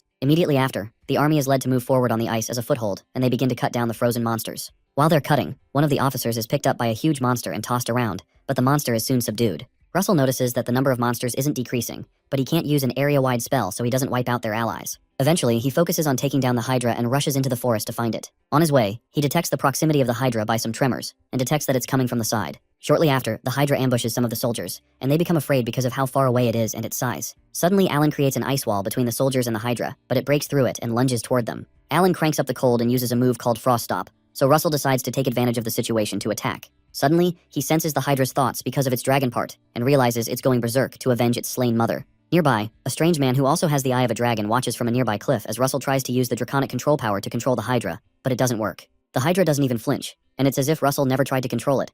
So it seems like something is blocking his control before it reaches the Hydra. Eventually, Russell is left with no choice but to crush it by raining down fire upon it, as well as using the Lightning Ring's strongest 5th Circle spell Thunder Giant's Hammer into a single move called Karavnos. The entire display is amazing to Alan, who realizes that there's still a big difference between Russell's power and his, even though he's a fellow 6th Circle Mage. The attack leaves the Hydra badly wounded, but the strange guy watching them fight refuses to end the fight like this, because the dragon blood he shares with the Hydra is far more than that. Suddenly, a bright purple light envelopes the dragon, and the man orders his servant, the Hydra, to rise. As the bright energy hits the Hydra, Russell realizes they're in danger if he allows the Hydra to regenerate itself, so he fires several Gabolg spears at it, resulting in an explosion that badly injures the Hydra further. He decides to strike it once more to put an end to this, but is shocked when a certain black mana oozes out of nowhere. The mana looks similar to what the pagans used to use, but is darker. The familiarity of the mana makes him suspect it's a certain person he knows. Right in their presence, the huge ball of mana covers a vast area in front of them. Meanwhile, the heads of the Hydra revive, and now there's no more head, so it's a 6-headed Hydra now. Russell senses its thoughts to deal with and devour the filthy humans that get in his way of avenging his mother.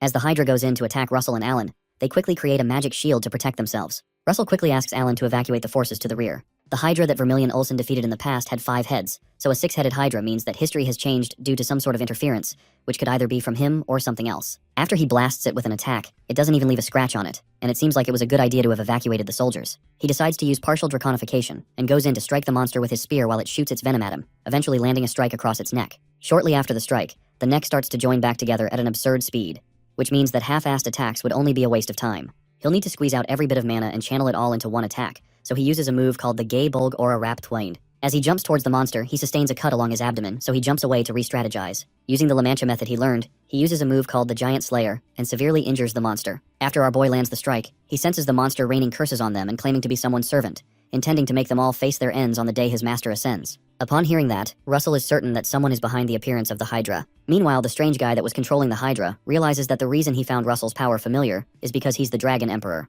After the victory over the Hydra, Raquel County holds a huge celebratory banquet. When Russell notices some women looking in the direction of where he and Sir Alan are, he quickly informs him that he's soon going to be in some trouble. Alan doesn't understand, but when he's soon ambushed by several women who introduce themselves and their families, Alan calls out to Russell, begging him not to leave him. Young mages all have to go through that trouble, but Russell is engaged, so no one would be interested in him. As he recalls that it's been a while since he's contacted his fiancée, he plans to contact her tomorrow. When he senses a strange energy, he looks up and notices the guy who was controlling the Hydra and sees his dragon-like eyes. As the strange man walks out of the door, Russell is intrigued by the sensation he felt from him, so he follows him out and asks him if he's a dragon. The energy he senses from the man is the same one he felt during the fight, and he suspects that this power is what forcefully accelerated the growth of the Hydra. Suddenly the man grows wings and flies off the balcony, declaring that there was a time when he was called that. Russell doesn't even know what he means by that and just stares at him intently. Soon after, the man senses something nearby and proceeds to leave, even though he'd like to continue the conversation, because an intruder has arrived, declaring that they'll meet again soon. After the man flies away, Russell wonders if he was insinuating that he's no longer a dragon since he was once called that. Suddenly, the system notifies him that he's completed his mission to defeat the Hydra and has received 5 supreme magic stones and uncovered the secret and the truth behind the Hydra.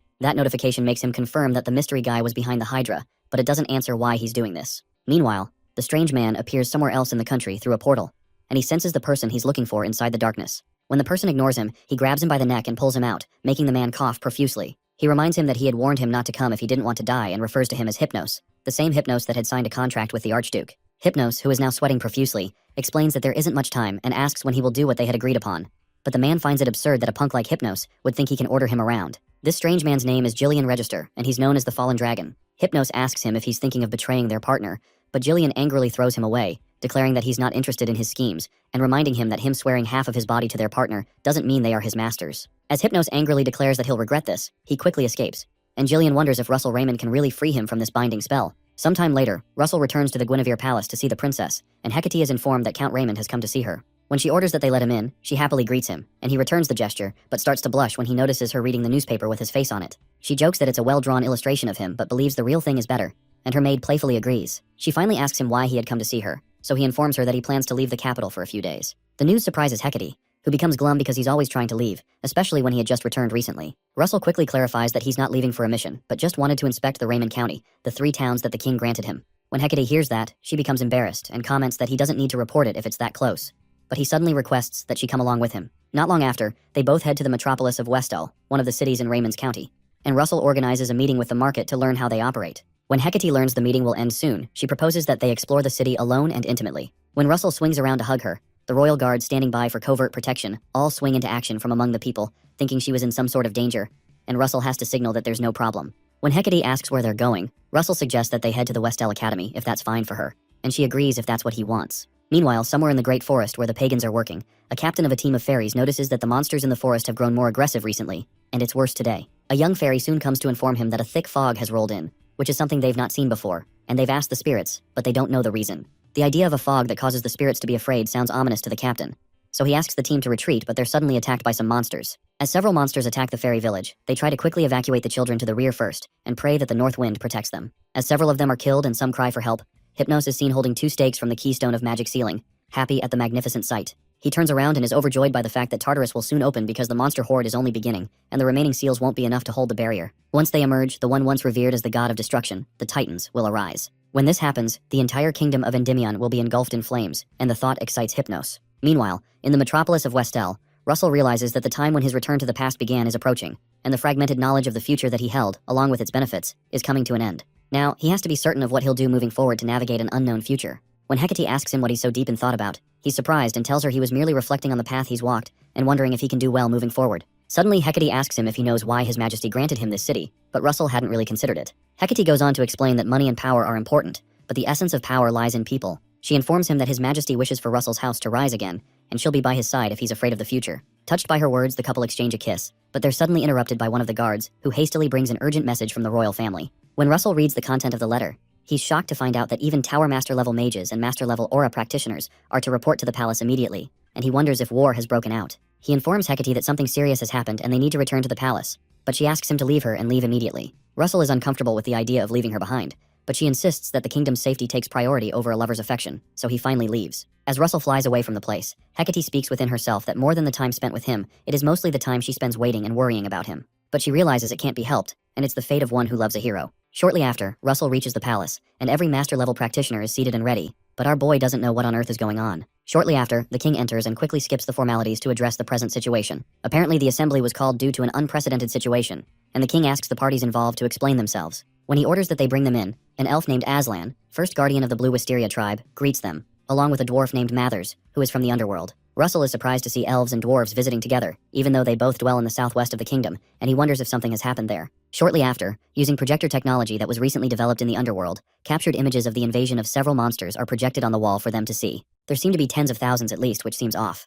Aslan explains that the swarm of monsters suddenly attacked, pushing elves and fairies out of the Great Forest, and the same was done in the underworld's Red Gorge to push out the dwarves. Russell suddenly raises his hand, and the king allows him to air his opinion. Once he's granted permission, our boy mentions that the number of monsters is abnormally high because all the monsters in the Great Forest wouldn't be this many. Master Melville wonders if the monsters were created somehow, and Daria wonders if they could have opened another dimension.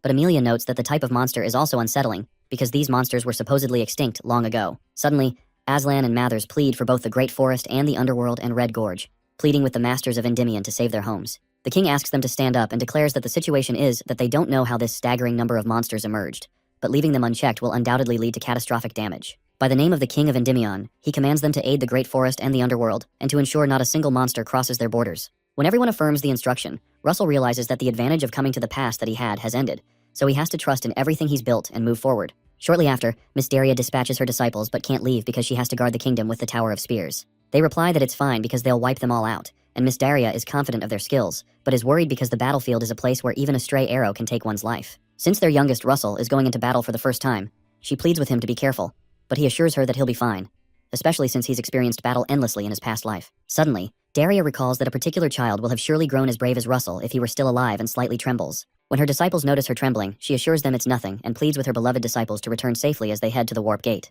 On the other end of the Warp Gate, they encounter Niccolo Machiavelli, the Commander-in-Chief and Golden Tower Master, as well as some other people. Apparently, only the Spear Tower and White Tower are left to arrive, and it seems the Warp Gate's capacity limit is causing a delay. Russell approaches Aslan and asks him if he knows Lady Yahello of the White Ash tribe by any chance, and Aslan realizes that he's the one who saved Lady Yahello and her clan when he recalls that she had described his black hair and red eyes. When Russell realizes that Aslan must know Yahello well, he affirms it and says they're not from the tribe and she's a sentinel. A sentinel is a protector not just of the tribe, but of all elves, and Russell wonders if Yahello had ascended to a sentinel because she awakened the dragon's power. When he asks if she's okay, Aslan informs him she was fighting on the front lines when he left, and he's not sure. This confirms that she was safe at least 5 days ago, and Russell realizes they have to quickly go help. While they're talking, Alan and a woman named Olive, a mage of the White Tower, as well as Amelia, appear through the Warp Gate. Soon after, Sir Niccolo explains that the Elf Command Center has been confirmed to have relocated from the Great Forest, possibly because they were pushed by the monsters, and Amelia adds that the 5th and 7th Corps will arrive in at least 10 days, because it takes time to move such a large force. Their mission is to drive them into the Great Forest before the infantry arrives, and their journey will take 3 days. After Niccolo explains the mission, they all charge towards the command center, determined to destroy the monsters and continue their journey until late at night.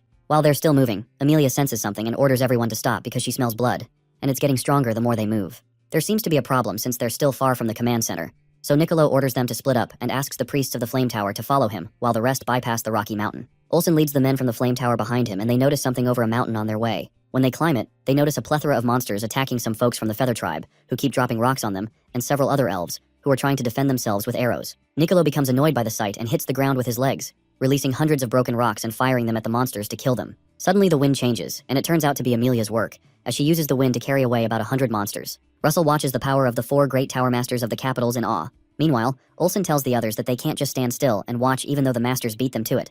So Russell excitedly uses his original construct, Fallen Sun, on the poor, confused monsters. When the dwarves and elves that are fighting the monsters see the mages of Endymion, they rejoice because Aslan and Mathers succeeded, and they're saved. Russell looks at the monsters with a menacing look in his eyes, and calmly tells them to die as he drops the Fallen Sun over them, easily creating some monster kebab. Meanwhile, deep in the Great Forest, a mysterious monster with many faces awakens. On the mountain where the mages are, Alan takes down some of the monsters with ice spears, while Master Amelia destroys more with a lightning storm, and Master Niccolo impales several of them with spears from the earth. The issue with a large-scale magic bombardment of this magnitude is that it hasn't been seen in a while, and it will require them to redraw the map because of the power they're releasing on the terrain. However, the number of monsters hasn't decreased, and if scale magic of different natures is concentrated like this, It will eventually harm their allies too, since the boundary between allies and monsters has collapsed. When they realize this, Olsen quickly informs Niccolo and everyone else that from now on, large-scale magic is prohibited, and they now have to engage in full-scale combat. Master Niccolo quickly orders everyone to advance, and Russell realizes that he must use mana efficiently because the fight will now be prolonged, and he has to refrain from using draconification as much as possible.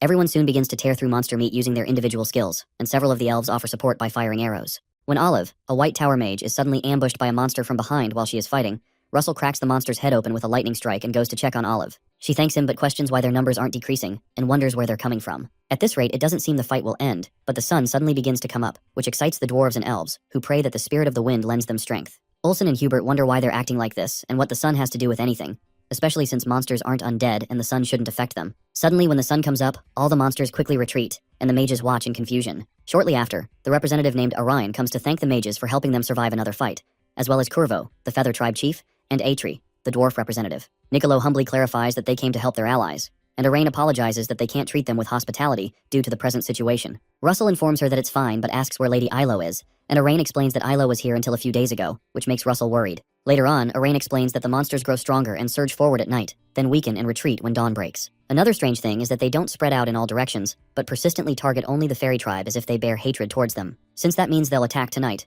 Olsen suggests that they attack them first during the day when they're weaker, but Atri explains that it's impossible because their alliance number is just over 1,000, and fewer than half of them are warriors capable of fighting. When Emilia informs Niccolo that they have no choice but to hold out until reinforcements arrive, he agrees and leads them to move the wounded, reorganize the front lines, and reconvene for a strategy meeting. After that, Arain approaches Russell and asks if he's Sir Russell Raymond by any chance. He wonders how she knows him. She quickly introduces herself as Arain, chief of the White Ash tribe and one of the elf manure, and also Elo's mother. Apparently, Elo heard about the isolated fairy tribe and left to save them. Many fairies couldn't join due to a sudden monster attack, and many were scattered during the retreat. Meanwhile, Russell hopes that they stay safe, and Arain assures him that her daughter is strong. Soon after, the others are surprised to learn that Arain is the manure. The manure is the supreme leader of all elf tribes, taking the place of the now non-existent high elves, and it is said there are only 5 in a century. Niccolo is surprised to know he was able to meet the manure of the elves in his lifetime, and Emilia expresses her honor to meet Arain, unsure of what honorific to accord to her. Arain laughs, realizing that Emilia is confused about which honorifics to use because she grew up in the human realm, although an elf. She soon bows to greet Emilia, telling her not to worry about it too much. Immediately after, Niccolo explains the strategy devised in Endymion. The first step is forming a siege. The approaching army numbers nearly 60,000, which should be enough to encircle the monsters. Emilia explains that the second step is exterminating the monsters inside the siege, forcing them back into the Great Forest so the battlefield will shift from the Red Canyon to the Great Forest. That news shocks the Elf Chief and the Feather Tribe Chief because the Great Forest is not just a home, but a sacred place blessed by the gods for the Fairy Tribe, and will suffer significant damage if the battlefield changes, and it will take decades to fully restore a single forest. For a forest the size of the Great Forest, it'll take at least a century. Niccolo explains that while it's hard to predict the extent of damage, Endymion will actively assist in its restoration and will provide housing for the fairy tribe. Upon hearing that, Arain and Curvo accept the inevitable destruction, and Niccolo thanks them for their cooperation, promising to do their best to minimize the damage to the Great Forest. Suddenly, one of the soldiers notifies the commander that something is flying their way, and they wonder if it's a monster. When Curvo looks closely, it turns out it's not a monster, but an ally and a soldier who left to rescue the fairy tribe a few days ago. When the badly wounded soldier crashes into the ground, Curvo orders that they quickly call for the medics. As Curvo tries to help the soldier, he mutters that the silver-haired sentinel is in danger, which triggers Russell and Arain. When Niccolo realizes that Russell knows the person that's in danger, he asks him to go out as part of the rescue team. Olsen offers to go with him, and that reassures Russell. Since the White Tower's search magic will be useful, Emilia asks Olive to go with them. Arain also sends Aslan and some elf soldiers with them because she can rely on him, and he promises to bring her back safely. So she prays that the spirit's blessings be with him. The rescue team soon departs, and not long after, Olive detects some movement ahead that looks like a flying monster. Olsen orders her to push through because they'll handle them, and they soon run into hundreds of vulture-like monsters called the Great Rock, which are monsters known to be in the west. The elves quickly go into battle positions, and Russell uses a skill known as Red Lightning and a lightning chain explosion to take down many of them. As Olive advances forward, she realizes she and Russell are both Tower Lord level, but is surprised by their difference in level. As they continue, they notice a loud thud behind them that turns out to be Olsen aiming a huge number of monsters behind them since he can't leave everything to Russell. As the monsters explode violently, Russell excitedly wonders if Olsen is a mage or a martial artist. The level of destruction causes the rest of them to quickly retreat, and Olsen jokes that he must have stood out too much. As they're about to take the rest, Aslan tells them to leave the rest of the monsters to them, and they'll follow after they finish up. Upon hearing that, Olsen and Russell run after Olive at full speed, and Russell hopes that Ilo is safe. Meanwhile, in the Great Forest, Elo and other elves are seen creating a barrier to hold back some monsters from passing through. Everyone's mana soon begins to run out, making Elo wonder if they can hold out till sunrise as she prays for reinforcements to arrive. Not long after, one monster breaks through the barrier, but before they can stop it, another one does that. As Ilo fires her arrow, she calls upon Eurus, the spirit of the wind, to grant her strength, then fires the gust arrow. Later that evening, Olive detects some energies clashing beyond the mountains and tells the others they need to hurry up. They quickly rush there, and Russell hopes that they're not late. Beyond the mountain, after the monsters successfully break the first barrier, Lady Yahello rains an attack known as the Gust Rain over them, and she asks one of the other elves to take the chance to deploy the barrier. Before the elf can respond, the warriors behind them cry for help as the monsters also break the barrier behind them. Yahello quickly responds by aiming at the monsters with her arrows, but the thought of Russell suddenly enters her mind, and she's ashamed that she's suddenly thinking about him. Out of nowhere, Russell arrives on the scene and summons a firewall in front of her that burns the approaching monsters, and Yahello is excited to see him. When the fire mages land, Olsen decides to create an opening for Russell by using one of his original constructs called the Flare Strike. The strike blasts away several monsters and allows Russell to reach Yahello, and he confirms that she's fine. She explains that she doesn't know how to repay him for helping them, but Russell reminds her that he's a warlock of that allied country, and simply did what must be done. He asks her to release the barrier whenever she's ready so they can destroy the monsters on the other end before more come. When Yahello reminds him that the children and injured won't be able to keep up if they leave now, Russell assures her not to worry, and asks Olive to work her magic. Olive quickly casts magic upon the whole fairy tribe that will help them run quickly without feeling tired, and Yahello's body suddenly becomes much lighter. Soon after, the combat reinforcement arrives, and Yahello is glad to see Aslan. Meanwhile, Olsen explains that Olive and the fairy tribe will be in the center, Russell will be on the left, and Yahello will be on the right with Aslan, while he takes the front and cuts down all the monsters. When orders are given, Yahello quickly orders the other elves to release the barrier so they can leave, and they begin their run. Not long after, they get closer to the Red Canyon, and Olsen reminds Russell to preserve his mana even though he's tired, because they still need to break through the monsters in order to join up with their allies. When they get close to the canyon, they notice Niccolo and the rest surrounded by a sea of monsters being held back by a fortress that Niccolo created overnight. When Hubert notices the rescue team, he happily notifies Commander Niccolo that the rescue squad and the fairy tribe are back,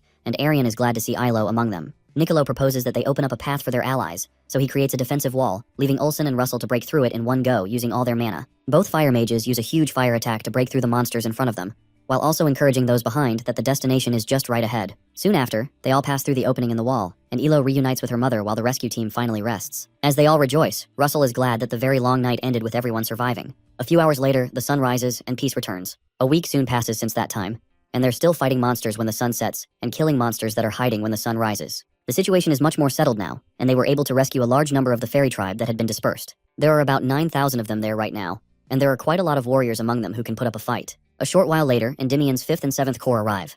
The next day, in the Tower War Room, commanders from several legions gather around a large table with a map. Niccolo opens the meeting with thanks, but the 5th and 7th legions assure him they're just doing their duty for the people and country. Niccolo then outlines the mission. Their legions will lead the frontline rescue. To explain the threat, he calls on the one who faced it directly. Russell Raymond steps forward with a confident smile. A low murmur spreads across the room. Everyone knows his name now. As he moved pieces on the map, Russell explained the plan. The 5th Legion would hold the defense line since the monsters were gathering in one area and could surge deeper into Endymion territory at any moment. It was crucial to establish a strong perimeter and rescue the elf tribe trapped in the canyon. Russell was clear that no monster would slip past the 5th Legion. Next, he turned to Dwell and the 7th Legion, who would attack directly, pushing the monsters back into the Great Forest and cutting off their chance to regroup.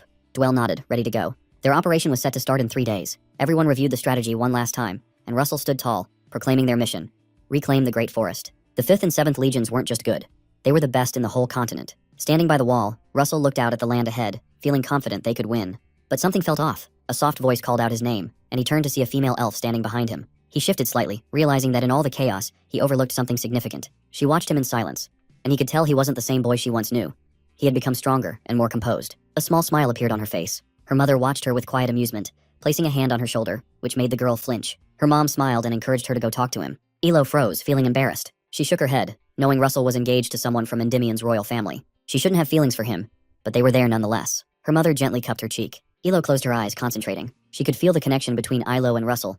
Their destinies were tied together. Yahello gasped and asked if her mom truly recognized it. Her mother replied softly, explaining that Yahello had the same gift, but it would only awaken if she accepted her role as Manhwa, the next leader of the tribe. She looks at her daughter with love. The time for second guessing is running out. Yahello will need to make a choice soon. Russell's fate feels heavy like a chill wind in winter. If she wants to love him, she has to accept that burden. The scene shifts to the battlefield, where a monster's roar echoes across the land. The ground shakes as the enemy shows up. A guy in gold wipes his forehead and sighs, realizing it's starting again. The 5th Legion hangs back while the others charge into the forest. Mobs of beasts rush forward with glowing red eyes, and Russell glances at his teammates, flames flickering in his hands. Swords go up, spells fly through the air, and the battle kicks off with a shout as the formation charges into the dim, red-lit dusk. A female warrior takes a deep breath and pulls back her bowstring, magic swirling at the tip. Nearby, a dwarf charges in with his axe ready, slamming into the monster and breaking through its tough armor. A young mage calls up a giant spear that crashes down, sending a shockwave through the enemy. Niccolo and an elven archer dodge the blast and raise their weapons as another monster charges in, only to be taken down by a blast of wind and ice. A magic blade glints in the fading light, slicing through the creature's armor in one clean stroke. A warrior yells to hold the front as a soldier rushes to close the gap and reinforce the line without a second thought. Meanwhile, Russell stands surrounded by flames in both hands, launching a wave of fire that scorches everything around him. Screams fill the air as winged beasts screech overhead, while elven archers unleash arrows with deadly accuracy until there are none left. 15 days later, they finally reach the edge of the forest, worn out but ready to celebrate. One warrior cheers, and soon others join in, their victory shouts echoing through the trees. Still, something feels off. Olsen steps up and asks Russell if he feels it too, and he nods, sensing the unease. They push into the forest, where it's eerily quiet and nothing stirs. Thick mist hangs between the trees, and the silence feels heavy. Elo turns to her mom, saying she can't hear the forest spirits anymore, and her mom frowns, sensing something is really wrong. They stop and wait for the Feathercloaks, who went ahead with a device to check things out. A shout goes up as the scouts return, and everyone gathers in the tent as the device projects an image of the forest on a screen, showing nothing but still trees. Russell asks to get a better aerial view, and when a scout questions him, he points at the screen, saying the mist has thickened deeper inside. Another warrior echoes him, and a scout chimes in, mentioning he's noticed the same thing. Before long, a new recording pops up, and a scout calls everyone over as a glowing blue sphere starts to emerge from the mist. The room goes quiet in shock until one person finally asks what it is, but there's no answer. Elo's mom realizes the forest isn't quite what it used to be. Russell wonders if this weird vibe he's been sensing has something to do with that sphere. He squints his crimson eyes and says the imbalance they're feeling definitely connects to it. The image shifts, revealing a second sphere in the middle. It's black and pulsing with dark energy, making the room feel cold. A warrior tightens his fists as everyone realizes they've found the source of their problems. Inside the black void lies a twisted beast, its violet veins glowing and pulsing with dark energy. Red cracks scar its face, and when its eyes open, they burn crimson. As it stirs, a wave of killing intent sweeps through the forest. The nightmare begins. The images they recorded show a pretty scary truth. That area could be hiding millions of monsters. One of the warriors turns to Arain with a worried look and asks if she knows anything about it. Arain says it might be linked to the legend about how the Great Forest came to be. She starts explaining that the legend goes back to a time when the world of the gods was coming to an end. It mentions how the gods gathered one last time and blessed the land, which is how the Great Forest was born. Russell is paying close attention, but then Nicolo pipes up, asking if Gaia actually created the forest. If that is true, then its purpose must be more than just nurturing life. It is meant to keep those monster hordes locked away. Suddenly, Russell feels like something's off.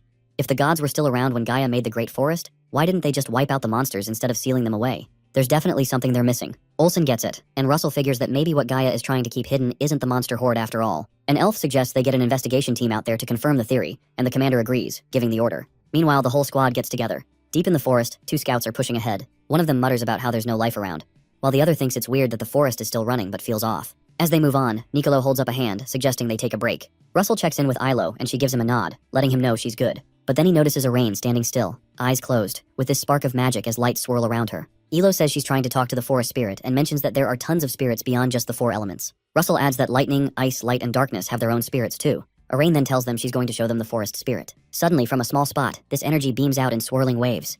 Russell is stunned. He has only heard about this in rumors, and the rest of them are stoked to see it. Near Ilo, a tiny creature made of soil and leaves pops up. Its cute, doll-like appearance blows everyone away. Then it speaks gently to Russell, who freezes and looks at Ilo, not sure if it's real or just his imagination. Our hero starts to realize that the forest spirit is just a collection of tiny spirits without any real mind of its own, and Ilo is sharing her consciousness with it. She explains that this spirit needs time to get stronger since it doesn't have its own will. Russell thinks the way they control it is a lot like how you'd control golems. But then the spirit starts to flicker, and Ilo frowns, noticing that even calling one spirit is almost impossible, given how messed up the forest is right now. Arain leans against a tree, looking exhausted, while the forest spirits seem frozen with fear. Ilo asks if her mother has found anything useful, but Arain shakes her head, saying the darkness in the forest's center is the problem. Russell goes quiet, his mind racing with the haunting thought that there might be something hidden in that darkness. Suddenly, he gets jolted back to reality by a shout. Someone dashes ahead, using wind magic that blasts through the trees, and the group quickly follows, cutting through the heavy air. The warrior with green hair scowls, feeling like the mist is creeping into his mind and getting thicker. They stumble upon a field littered with broken armor and corpses, with blood-soaked blades reflecting the red and violet light. It hits him that the 7th Legion might have been wiped out here without a clue about what was coming for them. In the forest core, a big ball of violet energy floats ominously, and no one says a word as the tension builds. Then, the ground starts to shake as massive stones shift, glowing runes lighting up with an eerie glow. Nicolo realizes these stones are keystones for some magic seals. He wonders who placed them and what they're keeping at bay. Urging everyone to investigate before night falls, he notices the sphere is pulsing violently, and the ground shakes even more. As they search for the source of the tremors, Nicolo figures it's all coming from the darkness itself. But what he doesn't know is that he's standing right above a demon with crimson eyes. Suddenly sensing a dark presence, he yells for everyone to pull back, but it's already too late. With a massive explosion, dark violet energy bursts out, shaking the whole place. A gigantic red hand crashes into the ground, and the arm rises, pulsing with crimson veins and multiple heads. The warriors freeze, horrified. One steps back, shocked, while another stutters in disbelief. They're realizing it's not just the ground, but something living. Nicolo grimly identifies it as Hekon, a remnant of Titanomachia. This forgotten war is resurfacing. Long ago, these titans tried to take over, but dragons sealed them away with a force they couldn't control. Ilo gasps that the demon has been hiding all this time, and her mother admits she never thought something like this could stay hidden in the forest. Nicolo warns that if this creature breaks free, it'll spell disaster for the world. Red light bursts from the abyss as a roar disrupts the silence, shockwaves rocking the land and sending bodies flying. That roar is deadly on its own. Elo flinches, feeling pure rage coming off it. Her mother is busy setting up a defensive barrier and says it is not just anger but pure killing intent. Russell clenches his fists and insists they need to stop it now. This is their only shot. Niccolo is taken aback, but Russell stays determined. He keeps his eyes locked on the monster and says they cannot afford to lose. From a distance, a cloaked figure stands on a cliff's edge, stunned by the sight before him. Realizing it is not a titan but something worse, a Hikon, his awe shifts into a grin as he whispers that this is the rebirth of a god. A masked figure appears, telling the cloaked man that this is the end he's been waiting for. Shocked to see Karen, he asks what he's doing there. Sharon stands calmly as darkness swirls around him, saying it's disappointing Ho isn't glad to see him and that he's brought a gift. Ho mumbles as Karen talks about how the keystone of magic healing is way stronger than the one used in Tartarus. Ho grins, and Karen gives him a subtle nod of thanks. Surrounded by a dark haze, Karen asks if Ho even knows whose seal he's about to break. Still staring at the box, Ho replies it belongs to a creature from the Hikon race during the Titanomachia era. He name-drops Briaros, the vanguard general who once had the gods sweating. The hero's group stands there, frozen in shock, as Ho coldly mentions telling the Fire Witch about her apprentice's deaths. Charon opens a green portal, laughing as he says he can't wait to hear that. But then his tone shifts, and he warns Ho that failing won't just end with his death. The seal cracks and light bursts out. One warrior yells that the seal's broken, while another tells everyone to chill, thinking the creature is still weak. Under the dark sky, Briaros rises, crackling with wild energy. He hasn't regained full power but is still a serious threat. Our guy grips his weapon tightly and insists they have to take him down right now. The White Tower Master lifts her hand, calling forth green energy. Her focus is razor sharp as she channels cosmic power into a beam aimed right at Briaros. The creature turns his glowing eyes and charges. Russell hears a voice in his head. It's Niccolo. At the same time, Briaros powers up. Green energy wraps around his arm, and he hits the ground with a massive punch, shaking the whole battlefield. A warrior runs to the White Tower Master and asks if she's okay. She kneels, dazed but says she's fine, though she secretly hopes her spell won't fail. Out of nowhere, Niccolo shows up and casually says sorry for being late. He casts a spell that turns the ground to sand. Briaros totally ignores it and keeps on charging. He shouts for everyone to attack, and the warriors let loose with blasts of red and green energy. The explosion rocks the battlefield, sending Briaros crashing down with a howl. Meanwhile, two meditating mages tap into the forest's power, and vines shoot up to hold Briaros in place. Then the Great Spirit shows up, wrapping him in huge stone arms. He struggles but can't break free. One warrior grins, thinking they've got this in the bag, but another chimes in, reminding everyone it's still not enough. Briaros was fuming as he smashed the stone arms with a massive punch, sending shards flying everywhere. He yelled at the warriors, calling them worthless. Dark energy gathered in his mouth and he fired a deadly blast, leaving the mages screaming in shock. None had expected the monster to speak. With each step forward, the ground trembled. He looked at the warriors like they were nothing more than bugs. Niccolo, struggling, dropped to one knee, gasping for breath. Briaros mocked him, suggesting he clearly wanted to get eaten. With a cruel grin, Briaros vowed to tear everyone apart and enjoy doing it. But Niccolo, calm and collected, looked up and hinted that Briaros might have overlooked something. Suddenly, a massive surge of energy lit up the sky, and Russell's fist crackled with electric power. Niccolo urged him to get ready for their final blow while trying to hold off the beast. Briaros stopped for a moment, considering the black-haired fighter. Russell gathered a spark in his hand, and a powerful lightning bolt crashed down. Niccolo couldn't believe it. How could someone in just their 6th magical circle generate that much power? Behind a glowing barrier, Ilo realized the Fire Tower Master had a solid reason for backing him. Russell hovered in the smoke, with light swirling around him. His spell was demanding way more mana than he'd thought. Even with the intensity, it wasn't clear if the monster took the full brunt of the attack. Russell stayed focused, convinced it must have hit, but the enemy stood tall, his red eyes still glimmering with strength. The teammates couldn't believe the monster was still on its feet. Niccolo knew their attack only bought a little time. Gasping for air, Russell was stunned the beast had shrugged it off. The creature growled that Russell's magic reeked of dragon energy and demanded his link to Kim Hyun-sung. Russell had no clue who that was. The enemy's aura flared up, and he said that name brought back painful memories he wanted to forget. But then, with a menacing tone, he declared that it was time for Russell to die. Suddenly a burst of red light exploded, and a sharp air blade shot straight at him. A red-haired guy sprinted toward Russell, shouting for him to move. Glancing up, Russell finally noticed the attack coming. For a second time, he hesitated. In the distance, the monster shone with fire on one side and frost on the other. Even after everything, it still had its full strength. A confused white-haired guy couldn't figure out why Alan was doing what he was doing. Blood flew, and the sound started to fade.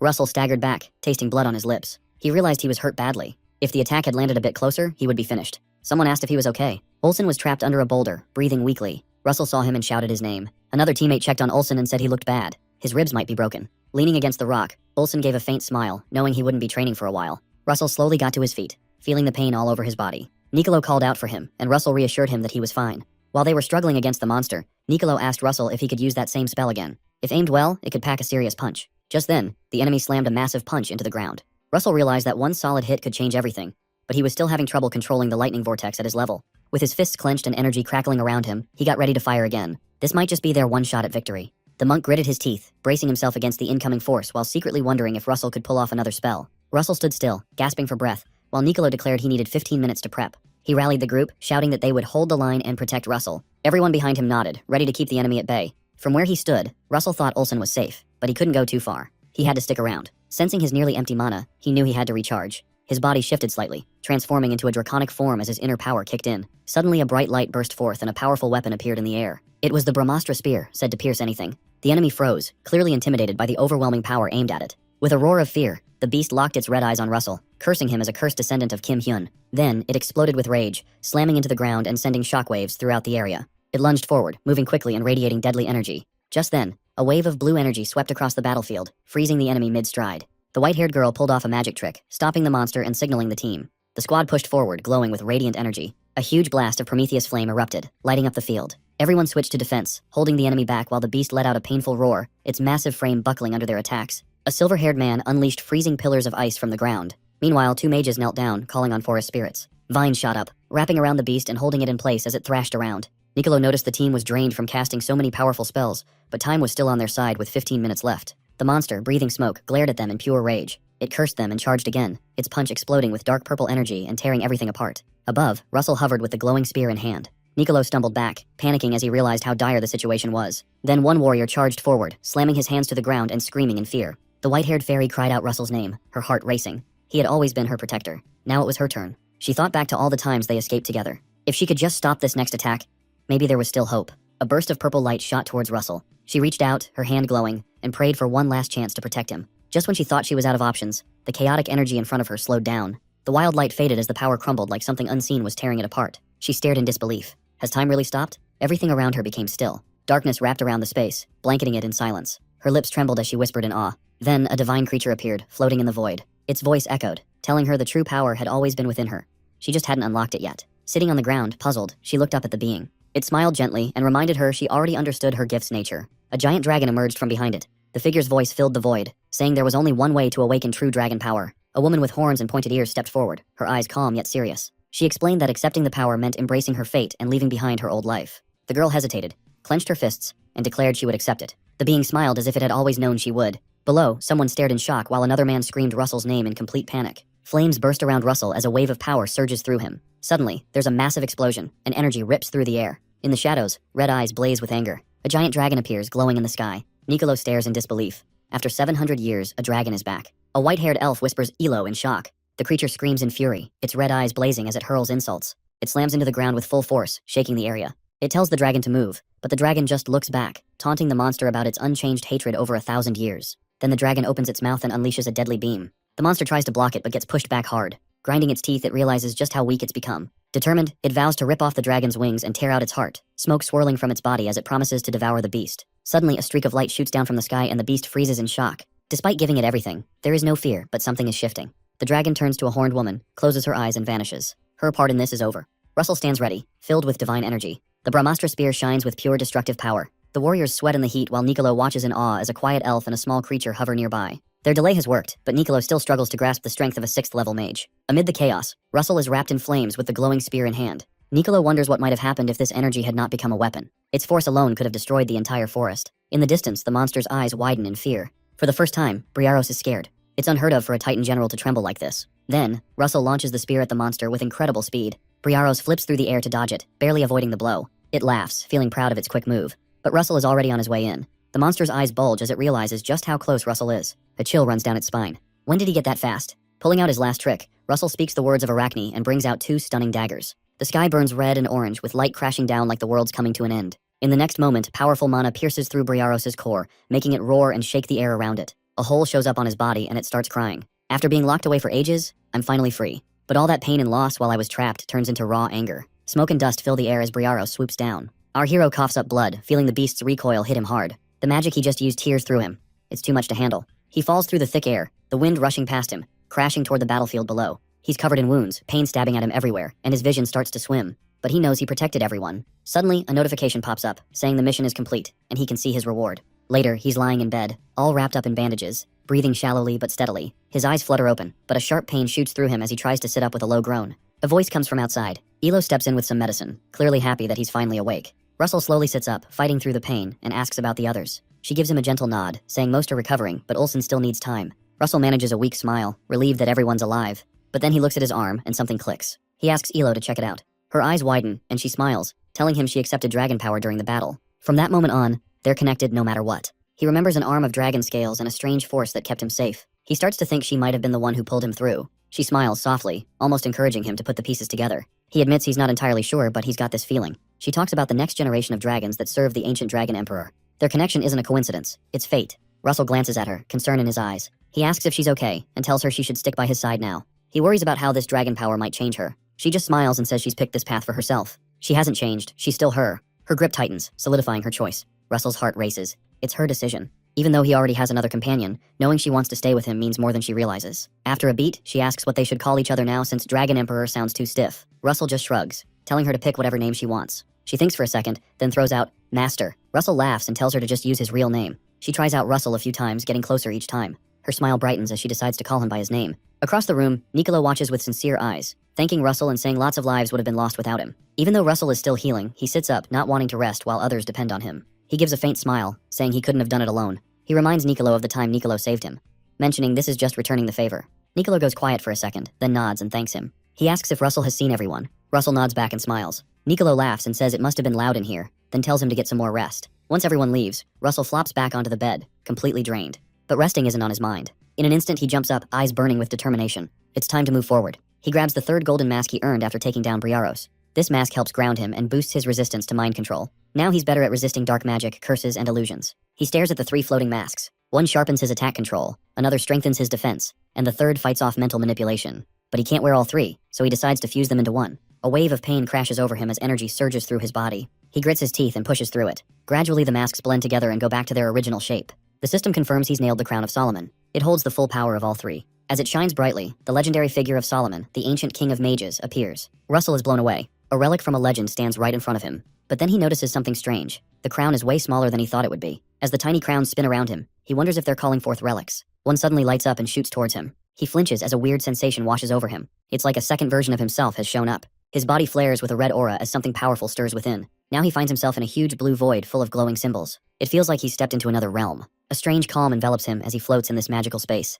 Looking at the crown, he senses a living presence inside it, helping with intricate magical calculations. It feels like part of his mind has fused with the crown. This isn't just a feeling. It actually makes his magic sharper. But then, something takes a turn. A part of his awareness starts to split apart. Suddenly he feels a touch on his leg. Pain jolts him awake and his body is slick with sweat. Clutching his head, he sees a system alert saying his original consciousness is nearly drained and the crown's powers are growing weak. He thinks about the backup mind in the crown. It doesn't keep everything, just enough to bring him back if a curse tries to take over. He glances at the crown and smiles, determined to harness its power. Back on the battlefield, Russell stands tall, his cloak fluttering in the wind. Magic flames rain down from above, but he effortlessly waves his hand to control them. He raises his arm and sends magical blasts crashing down, shaking the ground. A nearby observer is in shock. Russell has only taken 10 days to bounce back, and now he's even stronger and faster. Another guy laughs, saying Russell always puts in the hard work. Olsen steps up, challenging him to a fistfight with no magic. Russell hesitates but agrees. The ground trembles as the first punch lands, dust swirling everywhere. Olsen twists his body, laughing, confident he'll bounce back on his own. Watching the fight, Russell wonders whether this guy is even a mage.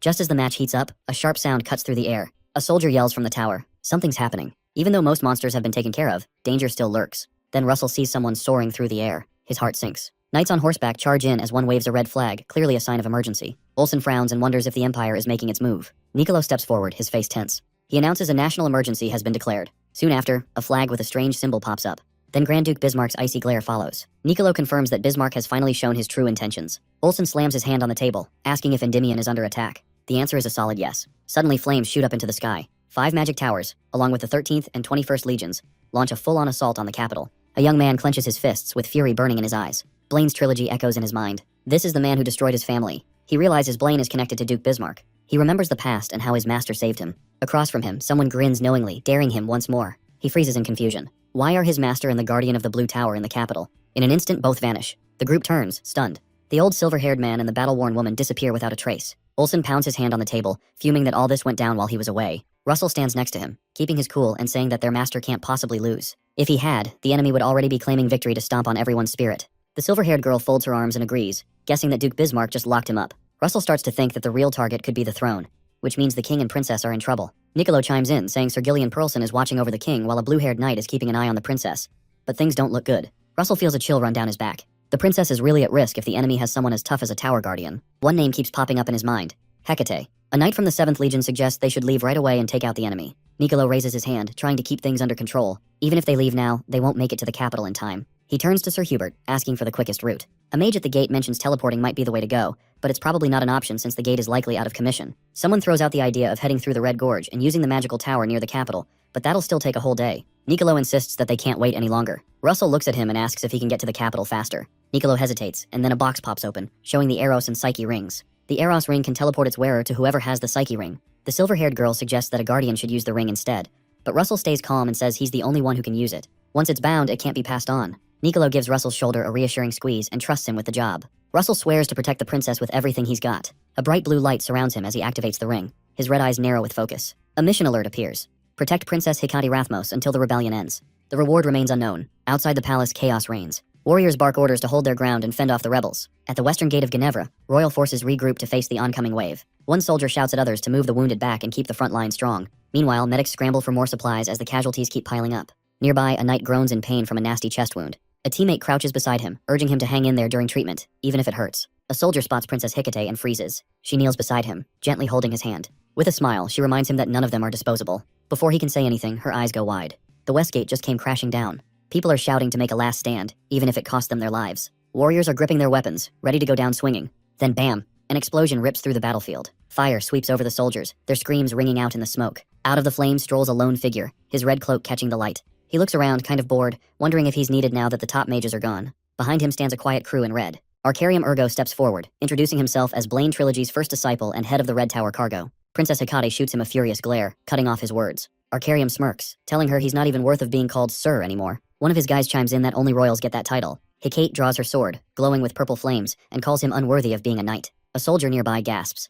It's Arendite, the sacred sword given by the water nymph, the same blade that once took down a berserk dragon. Arcarium's face lights up, thrilled to snag such a royal treasure. To him, it feels like pure luck. A group of knights urges Princess Hecate to get out while they hold the line. Fighting back tears, her voice shakes as she calls their names, caught between grief and resolve. In the chaos, her enemy smirks and declares it's the end for her. Then a massive explosion goes off, flames consuming everything. Amidst the chaos, her guards try to escort her to safety, but fire blocks their way out. Hecate looks down, whispers an apology to the one she loves, and grips Arendite tightly, vowing to reunite in another life. Another explosion rocks the ground, sending a knight reeling as his shield shatters. Arcarium watches from a distance, feeling strange distortions in the air like dark magic is warping reality. Panic erupts as someone yells that the fire looks like it's from the Tower Guardian of Fire. A white-haired figure stands frozen, while a man in red stares in shock at a supposed dead enemy who's suddenly back. Hecate gasps for air, confused as she scans through the smoke. Just then a voice cuts through the noise. Russell appears, concern etched on his face. Hecate trembles and calls out to him. Nearby, a man with golden eyes can't believe there's been a teleport gate. His expression turns serious as he decides he'll offer the enemy's head to the Grand Duke.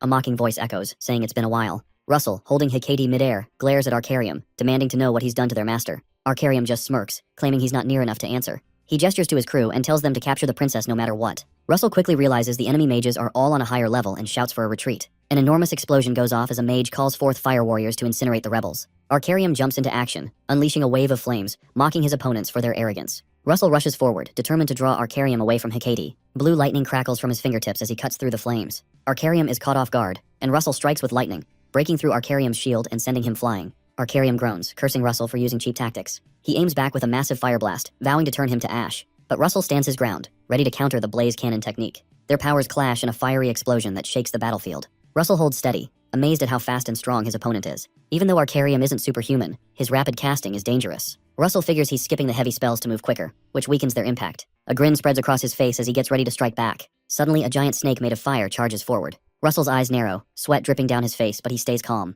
He waves his hand, controlling the flames like a wild beast, sweeping them across the field. Hecate panics, watching Russell fight with growing dread. Far away near a tower, a group of mages is performing a strange ritual. A voice from the shadows mocks them, calling the prize student a failure. Briaros lies motionless on the ground. A cloaked figure steps over Briaros, declaring that his real target is the enemy faction. With crazed eyes, he vows to drown Endymion in flames. In the darkness, a masked voice coldly declares that not only will Endymion fall, but every one of its disciples will be destroyed. The barrier holds up, but the force of the impact is insane. Magic and raw power slam into it like a wrecking ball. Russell glances down at his tattered cloak and mutters a curse. A royal knight rushes in, telling the princess to get out of there. Kate looks back at Russell, her face full of concern. The enemy spots her trying to escape and starts chasing her. Russell just stays calm, confident the knights can handle Arcarium's goons. Suddenly, a guy in a red jacket starts laughing and unleashes a firestorm, challenging anyone to survive it. The explosion shakes the ground, but Russell stands strong inside his magic shield. He knows just playing defense won't cut it. An idea hits him, and he calls forth the magical sword, Gay Bolg, which fires off a deadly energy beam. Flames dance as the red-jacketed man realizes what's coming too late. The blast strikes him hard. Blood sprays from his mouth, and he drops to his knees, stunned by his defeat. Arrogance gets him killed, and our hero can't help but think things might be easier if he weren't so full of himself. In the distance, there's a chaotic fire, and knights are battling sorcerers. He turns toward a glowing doorway and whispers a name. Hecate. Russell steps into the dusty light, but red-cloaked figures block his way. One of them stumbles while another panics. Russell lights a flame in his palm, smirks, and throws a fireball at them. Their screams fill the air as he turns them to ash. With a cold voice, he warns them not to mention their master again. Hecate bursts in, hugging him tightly, tears in her eyes. She cups his face, asking if he's okay. Russell reassures her that he's fine and touches the glowing ring she gave him. He nods, explaining he can't use its power since he's lost his magic. Together, they face a shattered window, wind howling from the palace's direction. Russell tenses but tells her to relax. He trusts Sir Gillian to keep the king safe. Holding her hand, he insists they need to team up. The enemy will back off when they realize Arcarium has fallen. Hecate steps forward and announces her name as Princess Endymion. Calling on the sacred sword Erendite, she summons the king's blessing. Light flares up, and Russell gasps as he feels his strength return. Hecate suddenly collapses. Russell panics and catches her. Erendite has taken her life force to help the others. She whispers that she's given everything she has. He holds her hand tightly as voices around shout her name, honoring her sacrifice. Suddenly, a nasty voice cuts through the cheers, mocking the idea of wasting time on a woman. Russell stands firm with Hecate in his arms, feeling the looming threat. He yells for everyone to get back. A red flash sweeps over the battlefield as a black-cloaked figure raises his hand. His low voice echoes ominously, causing the ground to crack beneath them. A blast destroys nearby buildings, filling the air with fire and ash, scattering broken weapons and armor everywhere. From the smoke, the figure steps out, his cloak billowing as he simply says, "Blaine Blade." That marks the start of a new nightmare. Nearby, a red-cloaked enemy sneers, amused, taunting Russell that it's been way too long. Russell quickly raises a barrier to protect Hecate. He grits his teeth, realizing this enemy is stronger than he expected. From a distance, the foe looks shocked that Russell can stand against such a powerful attack. He mutters in disbelief, finally recognizing that this fight will be a tough one. Russell is panting, trying to wrap his head around how someone could take down a palace in just a few seconds. This enemy is unlike anything he's dealt with before. Blaine Trilogy gives a smirk, noticing that Arcarium is out of the picture and assuming Russell has taken care of him. He mutters that he told Arcarium his arrogance would be the death of him. Hecate steps up, clearly furious. She demands to know why Blaine turned against the kingdom and dragged innocent people into his crazy plans. Her voice shakes with hurt as she accuses him of targeting her all along. Blaine just laughs and mocks her caring nature, even joking that she'd make a decent king. Then, with a smirk, he asks if she's done talking because he still has business with the king. Russell jumps in between them, telling Hecate to back off. He says this guy won't be changed by words. Royal knights come rushing in, calling for the princess. She lets out a relieved smile, reassuring them that the king is safe, and they arrived only after seeing the palace go down. Blaine frowns at the growing number of knights and mutters that this is getting annoying. In the distance, the knights raise their weapons and shout, ready to charge. Suddenly, a massive explosion shakes the ground. Flames erupt as Blaine takes a direct hit, stepping back, stunned. Hanging in the air, he looks down at Russell and asks if he plans to stop him. Russell doesn't say anything, but his eyes give away everything. Blaine laughs, saying he looks like Daria did the last time they had a fight. Then, his tone shifts and he claims Daria is gone for good, stuck in the void. This leaves Russell stunned, making him think about the thin line between the void and darkness. Blaine challenges him to unleash his full power for his master. He then hurls a burning sword at Russell and activates Solomon's crown to block the hit. The fiery blade crashes into the ground, causing a huge explosion. Russell realizes the blade is moving faster than the speed of sound. The blasts shake the whole battlefield, and Blaine is shocked that a level 6 fighter managed to dodge it. Russell figures out he can manipulate time to anticipate Blaine's next move. He can sidestep, but his allies are still in the thick of the fight. If he moves, they'll be left open to attack. So, he decides to stand his ground. He conjures 5 powerful spears called Gay Bulg and launches them with deadly accuracy. Blaine scoffs, saying that trying to protect others is a weakness, and it'll only lead to trouble. Dark purple light glows in his hand as he lifts it and fires a massive blast to show Russell just how far apart they really are. As the knights try to pull back, a stone wall suddenly appears, cutting them off. Hecate gasps at the unexpected spell. Purple energy crashes into the wall, triggering a series of explosions. The ground quakes, sending everything into chaos. Russell stumbles back, surprised by Blaine's quickness. He's able to chant as fast as Russell can. Magic rings float around Blaine as he looks at Russell with an amused curiosity, wondering how long he'll be able to hold on. Blaine goes quiet for a moment, then suddenly the ground shakes with a burst of energy. Flames and smoke fill the air, and when it settles, Russell is standing there, hurt, but still alive. He's clutching his shoulder, coughing in disbelief. Blaine smirks, saying he might have considered taking Russell on as a student if Daria hadn't stepped in. Getting his breath back, Russell realizes Blaine's speed and power are way beyond Arcarium. Just then, Hecate rushes over, looking worried, and Russell can't help but stare at her in shock, whispering her name. Blaine starts chuckling, teasing them about being lovers and how he'll make sure their graves are next to each other. This just makes Russell snap back, telling him to shut up. Blaine raises his hands, ready to unleash another fiery spell. Heat radiates off him as he's about to strike again. In the distance, a knight cries out for the princess to fall back, warning that they can't hold on for long. Blaine raises an eyebrow, surprised to see mage soldiers showing up for the fight. He mutters under his breath about the Duke's secret plans and how this whole battle is turning out to be more hassle than it's worth. With everything going on, Russell struggles to stay on his feet. Hecate comes rushing to him, and he reassures her that he's okay. He knows it's time to go full dragon mode. A notification pops up, telling him to grab a relic, which is the blue necklace from Princess Hecate. He turns to her, asking for it. She's taken aback, but eventually hands it over, having touched it in surprise. It's her mother's keepsake, but she sighs and gives it to him. Russell thanks her and channels his mana into the necklace. A bright blue light bursts out, shocking both of them. The system confirms that the relic's true form has been restored as a dragon scale. He expected horns, but he takes it in stride. He declares he'll absorb the scale. Light engulfs him as blue energy blasts out, shaking the ground. Blaine's eyes widen, and sweat starts to fall down his face as he can't believe what he's seeing. From the dust, Russell emerges, now armored in black dragon scales, and Hecate can only stare in awe. The system announces that Russell's body has been boosted, and his transformation will last longer with fewer side effects. Clenching his fist, he feels a surge of raw strength inside him, one eye glowing bright as the power of the dragon flows through him. With his transformation activated, he stands tall, covered in black scales and radiating energy. Blaine hovers above them, muttering that the rumors about Russell's dragon bloodline must be true. Dust swirls around as Russell faces him with determination. Nearby, a scar-faced man watches, now realizing how McCrae Hughes was beaten. Russell turns to Hecate, telling her to get back. He's not going to let her get hurt. Blaine laughs as he senses Russell's dragon mana, admitting it's on par with his own and dreaming of stealing it. Red and blue energy clash in the sky as Blaine thinks about using this chance to surpass all the Tower Masters. Russell's body is burning from the heat. He knows Blaine has the magic edge, but he's got physical strength on his side. He's decided it's time to end this fight. Flames surge around him as he activates overheat, concentrating everything into his palm and unleashing a massive fireburst. The impact-falling sun crashes down like a meteor and obliterates everything in its path. Following that, he sends out 12 glowing spears, shooting forward at blazing speed. As they fly, Russell activates the Titan Killer skill and swings it wide to unleash a fiery slash that rips through the field. Heat waves surge outward and push the battle to its peak. Clenching his fists, Russell knows those last attacks weren't quite enough. Suddenly, Blaine disappears. Before Russell can respond, Blaine reappears high above, wrapped in flames, and slams down on him with a heavy hit. Blaine mocks him for looking impressive, but not being a real threat. In response, Russell charges up a fireball and shouts, "Overheat!" hitting Blaine and pushing him back in pain. Without hesitation, Russell unleashes a massive flame cannon, pouring all of his energy into it. The explosion engulfs Blaine in flames. Just as Russell catches his breath, a wave of energy strikes him, forcing him back. Blaine lands with a smirk, acknowledging that Russell's power is almost superhero level. He mentions that in 5 more years, Russell might actually surpass him. Blaine raises his hand and vows to finish it. Out of nowhere, Russell jumps down with a glowing sword, challenging him to try. He goes all out, searching for a weak spot. Fireballs start falling as Russell channels every bit of strength he has. He thinks he can wrap this up if he just pushes a bit more. Letting out a roar, he unleashes a powerful surge into Blaine, who screams as the energy rips through him. Lightning crashes all around. Blaine grits his teeth, knowing his dragon form is running on fumes. Solomon's crown can't hold much longer. Russell feels this is his chance and calls down a massive bolt of lightning that hits hard, forcing another anguished cry from Blaine. But Russell feels his own limits closing in. Both his dragon transformation and Solomon's crown are on the verge of collapse. Across the battlefield, Blaine is shaking but won't back down. With pure hatred, he curses Russell and prepares his final move. The sky trembles as a dark storm brews overhead. Blaine unleashes his ultimate spell, Demon's Flame. Just before it lands, another powerful blast collides with it, tearing the sky apart. Thunder crashes as blue light erupts, wiping everything out in its path. Russell hits the ground, aching and barely seeing straight. But even through the pain, his red eyes shine fierce. He thinks about the people he cares about and gets back up, refusing to fall. Blaine watches, shocked at how far Russell has come. Russell is now at the 7th tier, a level he never thought he'd reach. Another bolt of lightning strikes, hitting Blaine hard with pain. The enemy mutters that reaching the 7th completion is unacceptable. Suddenly, a new voice chimes in, mocking the Red Magic Tower Master for looking so pathetic. A guy with blue hair threatens to rip out the enemy's tongue if he says another word. Another figure shows up, asking why he's late. A deep voice answers that some things got messy after the others left. The man in the black cloak smirks and touches his cracked face, saying he broke the Fire Tower Master's seal but claims to have sealed it up perfectly again. Far off, a badly injured man gasps for air. Through clenched teeth, he asks what happened to his master. Russell looks up at the new guy. Even though they've talked before, this is their first face-to-face encounter. The man grins coldly, declaring he'll kill both the father and son of the Raymond clan.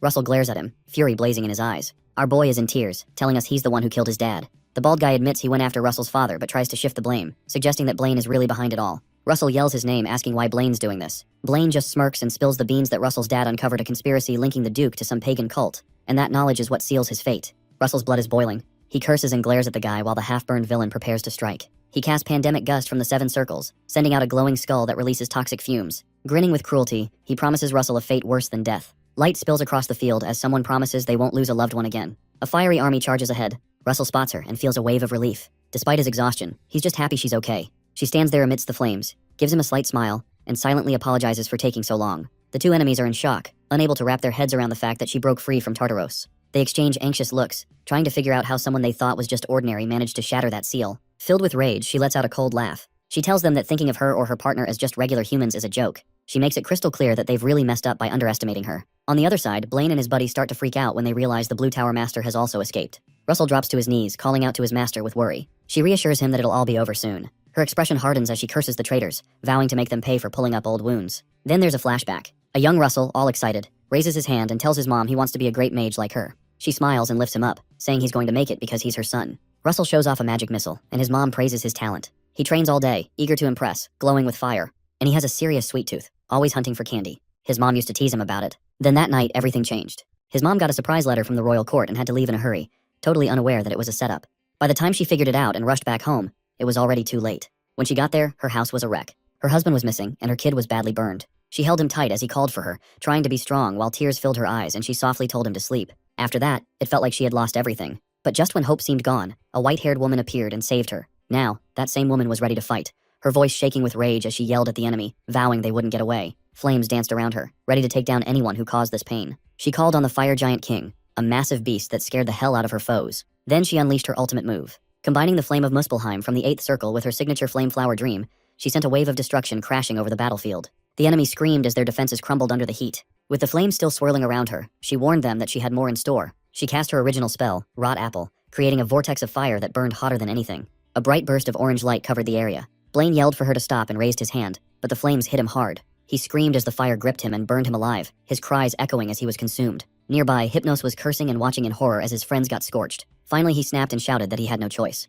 A huge explosion lit up the sky as he teamed up with the Duke to take down the royal house. He tried to run, but the flames wrapped around his legs. Russell yelled that nobody was getting away as he held the fire string tight. Hypnos was panicking after getting hit by a blast of fire. Russell just stood there coldly, reminding him that he had warned him. The white-haired woman was adamant that no one would make it out alive. Hypnos froze, realizing just how intense the flames were. A massive explosion happened next, and his scream was swallowed by the blinding light. Trapped, he struggled against the flames that only tightened their grip on him. He screamed again, fully engulfed. The white-haired woman demanded Hypnos speak up, promising him a quick death. But Hypnos just laughed, claiming the real darkness was still on its way. He vowed to drown the continent in blood and chaos, laughing madly. The woman called him twisted, saying he was ready to destroy himself just to win. Meanwhile, Blaine was leaning against a wall, bleeding and shaky. He admitted that the plan had gone south and cursed the cult he relied on. He decided he'd disappear and start fresh. When Russell approached, Blaine noticed Alex Raymond's resemblance and was stunned. Memories of Alex's death flooded back, leaving him in disbelief as he covered his face, unable to handle it. Before he could collect himself, Russell charged in, flaming sword in hand. It hit Blaine right in the chest as he realized too late that Russell was Alex's son.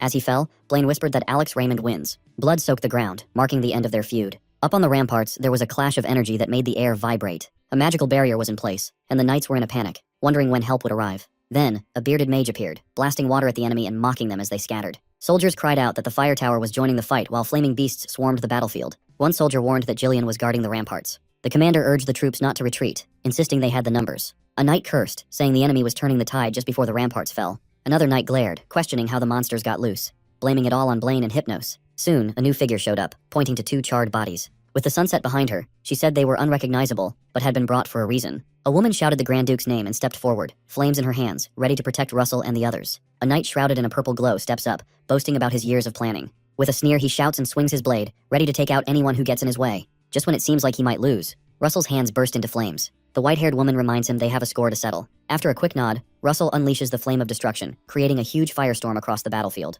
The purple knight gets caught up in it, screaming as his armor melts and his body turns to ash. Suddenly, everything goes quiet. The knights lower their heads one by one, coming to the realization that the battle is finally over. At dawn, light seeps over the ruins of the palace. The king talks about plans to rebuild, but insists on using the golden tower to help restore people's homes. The tower leader agrees, promising to get things moving quickly. Then, the white-haired woman updates the king, confirming that Hypnos' warning is legit. She says Hypnos warned that someone is about to bring true darkness to the continent. The king realizes this threat is serious and orders everyone to gear up. He tells the Tower Mistress of Flame to look into the cult's activities, and she jumps at the chance. As the king checks a list of names, he stops at Russell Raymond's and can't help but smile in disbelief at how quickly this young guy has risen through the ranks. Meanwhile, Russell is lying in bed, wrapped in bandages, whispering his worries. The princess is anxiously keeping an eye on him. The white-haired woman gently reassures her that Russell just needs to rest. She explains that he recently unlocked his powers and pushed himself too hard, but his magic ring is holding strong. In a flashback, Russell smiles weakly during the final battle, showing incredible endurance. The woman tells the princess to give him some space, assuring her he'll bounce back like he always does. With sunlight streaming in, Russell's ring glows faintly.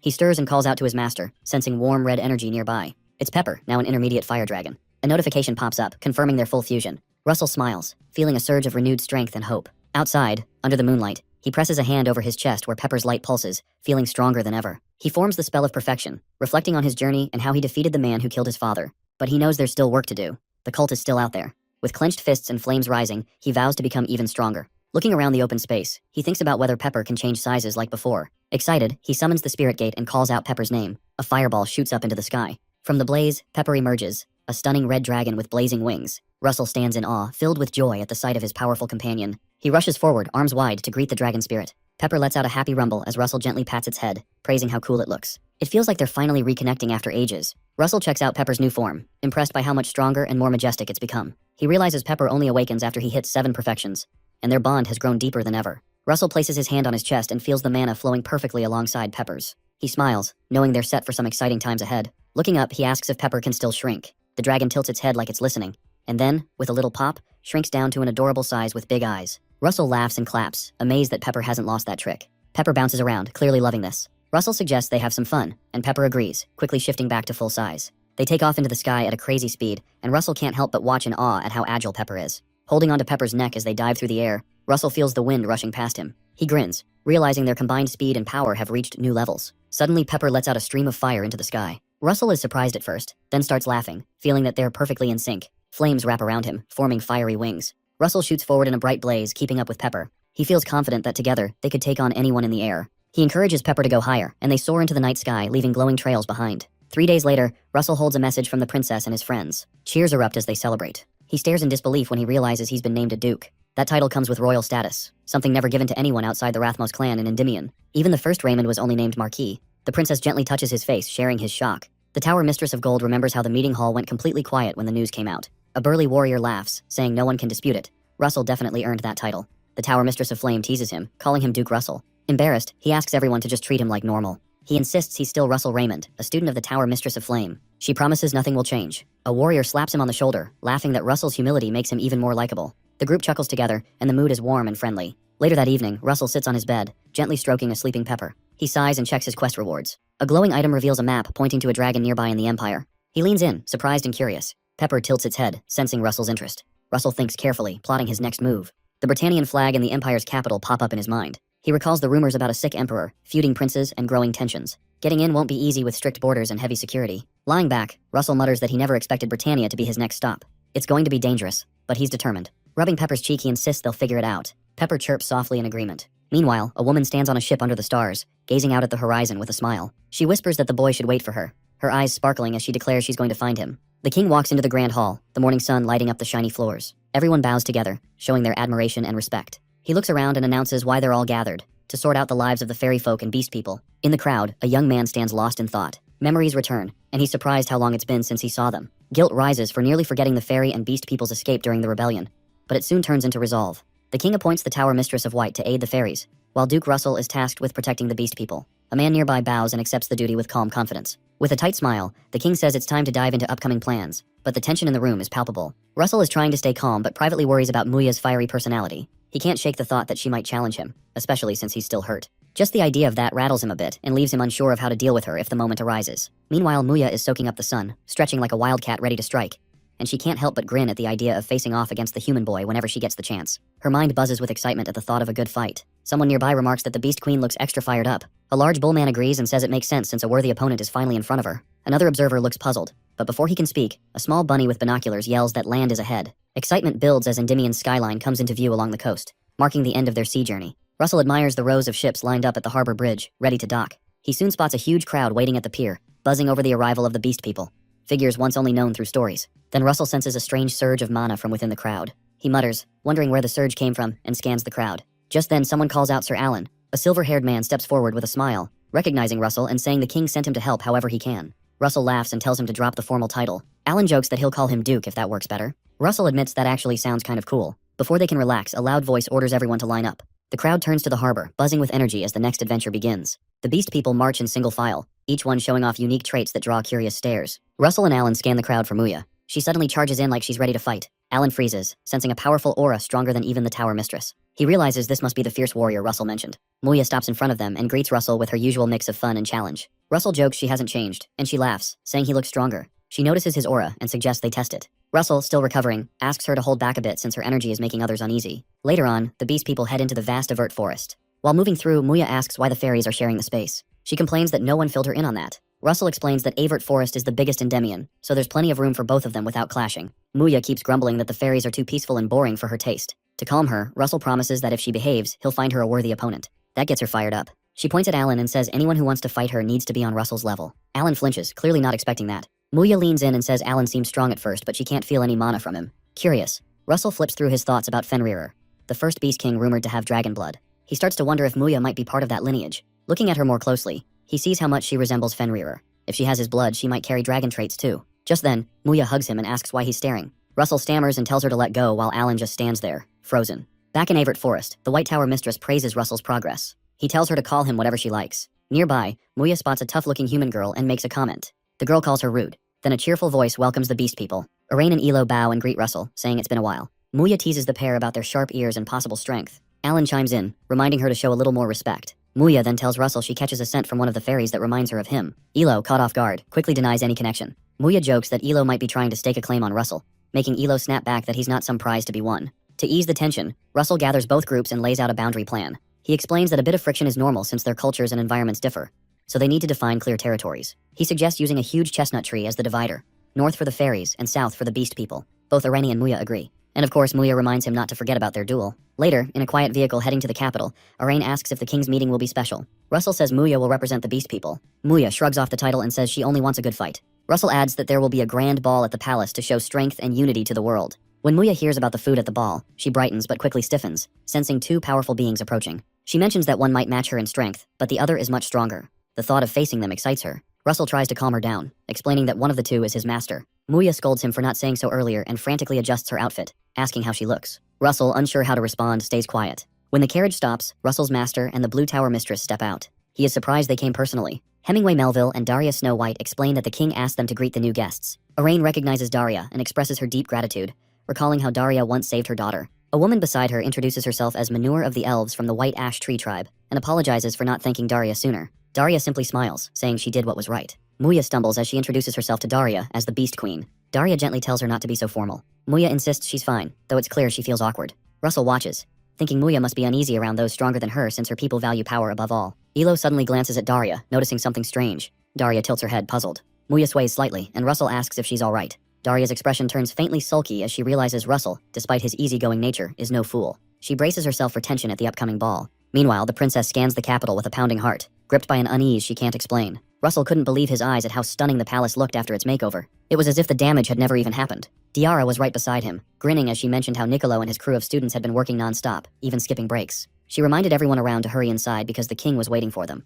Once inside the grand hall, Russell stepped up as Duke Raymond, proudly announcing that his mission was a success. The king welcomed him with a big smile and told him to stand up, genuinely appreciating all his hard work. Then Arain and Ilo came over, bowing and introducing themselves as part of the celestial Pure White Tree clan. The king thanked them sincerely, promising they'd always be remembered for their help and hoping for lasting peace among all the races while the forest recovered. Muya then introduced herself as the Beast King, trying her hardest to get the greeting right. Russell quickly jumped in, apologizing for her, saying she wasn't exactly familiar with how these formal events worked. The king didn't mind, showing that he understood beast folk traditions. He even suggested giving Muya a formal title at the upcoming ball, which caught her off guard. She stammered but promised to follow his orders, and Russell smiled at her and couldn't help but think he'd need to give her some etiquette tips soon. Fast forward 3 days, and Muya confidently knelt before the court, reintroducing herself as the Beast King and pledging her loyalty to the kingdom of Endymion. The way she carried herself surprised many in the audience as everyone expected her to be a bit more wild, given her reputation. King Alphonse Rathmos signaled for the ceremony to kick off. With a lot of formality, he gave Muya the Lakos family name and named her an Earl, officially bringing her into the ranks of Endymion's nobility. As he tapped a ceremonial sword on her shoulder, applause erupted, clearly heartfelt. Under the sparkling chandeliers, nobles were dancing gracefully in the ballroom while Muya watched with a hint of confusion, wondering why everything felt so extra. Russell came over and complimented her, saying she really nailed it. Not long after, a noblewoman approached Russell for a dance. Just then, Hecate Rathmos walked in with an effortless elegance, apologizing for being late to introduce herself. Elo's eyes widened, noticing how close Hecate seemed to Russell, while Muya figured she must have some significant ties to the king. Hecate then suggested a change of scenery, inviting Muya and Elo for a private chat. When Russell offered to join, Hecate kindly but firmly declined, saying it was a conversation strictly for the women. Diara, watching from a distance, couldn't help but chuckle to herself, thinking it looked like a subtle competition over Russell. The scene shifts to a quieter room where a maid bows to a guest, calling her princess, and leads her inside. Hecate invites Muya and Elo to sit and suggests they relax and skip the formalities. Muya seems calm and focused, while Hecate, looking serious, explains she wanted to talk about something important. Suddenly, she downs her drink fast, leaving Muya and Elo a bit shocked. Lowering her voice, Hecate asks what they really think about Duke Russell, the guy she's about to get engaged to. Muya stammers in disbelief, and Elo is confused about where this is heading. Eventually, Ilo admits she has strong feelings for Russell, while Muya is more straightforward, saying she's drawn to his strength and bold spirit. Hecate nods, almost as if she expected those answers. She believes Russell is meant for greatness, someone who's destined to lead and maybe even take the throne. For someone with that much responsibility, she insists there can't be any divided loyalties or romantic distractions. With unwavering belief, she declares that she'll never share Russell with anyone for as long as she lives. Elo isn't shocked but is taken aback by how intense Hecate is. Muya calls out the arrogance of humans for making judgments. She declares that she also plans to keep Russell by her side, no matter what. Hecate pauses, her tone softening a bit. She talks about how incredible Russell was even as a kid, and mentions the rumors about his dragon blood. She suggests he might one day surpass ordinary humans, maybe even get close to divinity. Hikari admits she's afraid that if she disappears from his life, he'll be left all alone. Her words leave Muya and Ilo silent. Muya leans in and quietly asks if Hikari means something more. Hikate just says she plans to be Russell's #1 and asks which of them wants second place. The question hits hard. Ilo and Muya exchange sharp looks. Hikate tells them to sort it out and let her know. Later, on the palace stairs, Hikari stumbles. Russell catches her and gently scolds her for drinking too much, saying her tolerance is low. Leaning on him, she mutters a strange question about beating an enemy, hinting it's sometimes best to let enemies destroy each other. When Russell asks what she means, she just shakes her head. Then she asks if she can stay in his room. Holding her close, Russell tells her she's always welcome, his warmth helping her relax. 3 months later, Russell is in the Flame Tower, deep in discussion with Diara. He complains that just when he thought things were settling down, another unexpected problem pops up. Diara asks if he's told the princess about his upcoming research trip, and Russell confirms he has, mentioning he's already got the green light. Diara, grinning, warns that the princess might not be happy with him disappearing like this. Russell mutters that he just hopes things stay quiet for once. Diara hands him a document that points to his next stop, Akan. She asks if he really knows what he's getting into there. Russell nods, saying he gets it. Akan is a city-state known for its busy trade scene and wild casinos, and it's got a reputation for all sorts of shady black market stuff. The Tower Master warns him, really emphasizing that Akan's underbelly is deeper and scarier than most people think. Russell just smiles and says he'll be careful, promising he takes the warning seriously. As his boat cuts through the dark waters, wrapped in fog, he feels a bit uneasy. He's had this nagging feeling that someone's been tailing him since the train station. That shadowy figure seems to be hiding well, keeping both their presence and intent hidden. Russell figures whoever it is could be a real threat, and thinks sparring in this kind of situation isn't a great idea. Annoyed, he pulls off his black cloak and calls out to see who followed him. It's Muya, standing on deck with a nervous laugh. Russell asks why she's here. Muya says she would have challenged him back in the capital if she got the chance. After hearing he was leaving, she decided to tag along. Russell warns her it's dangerous and tells her to go back.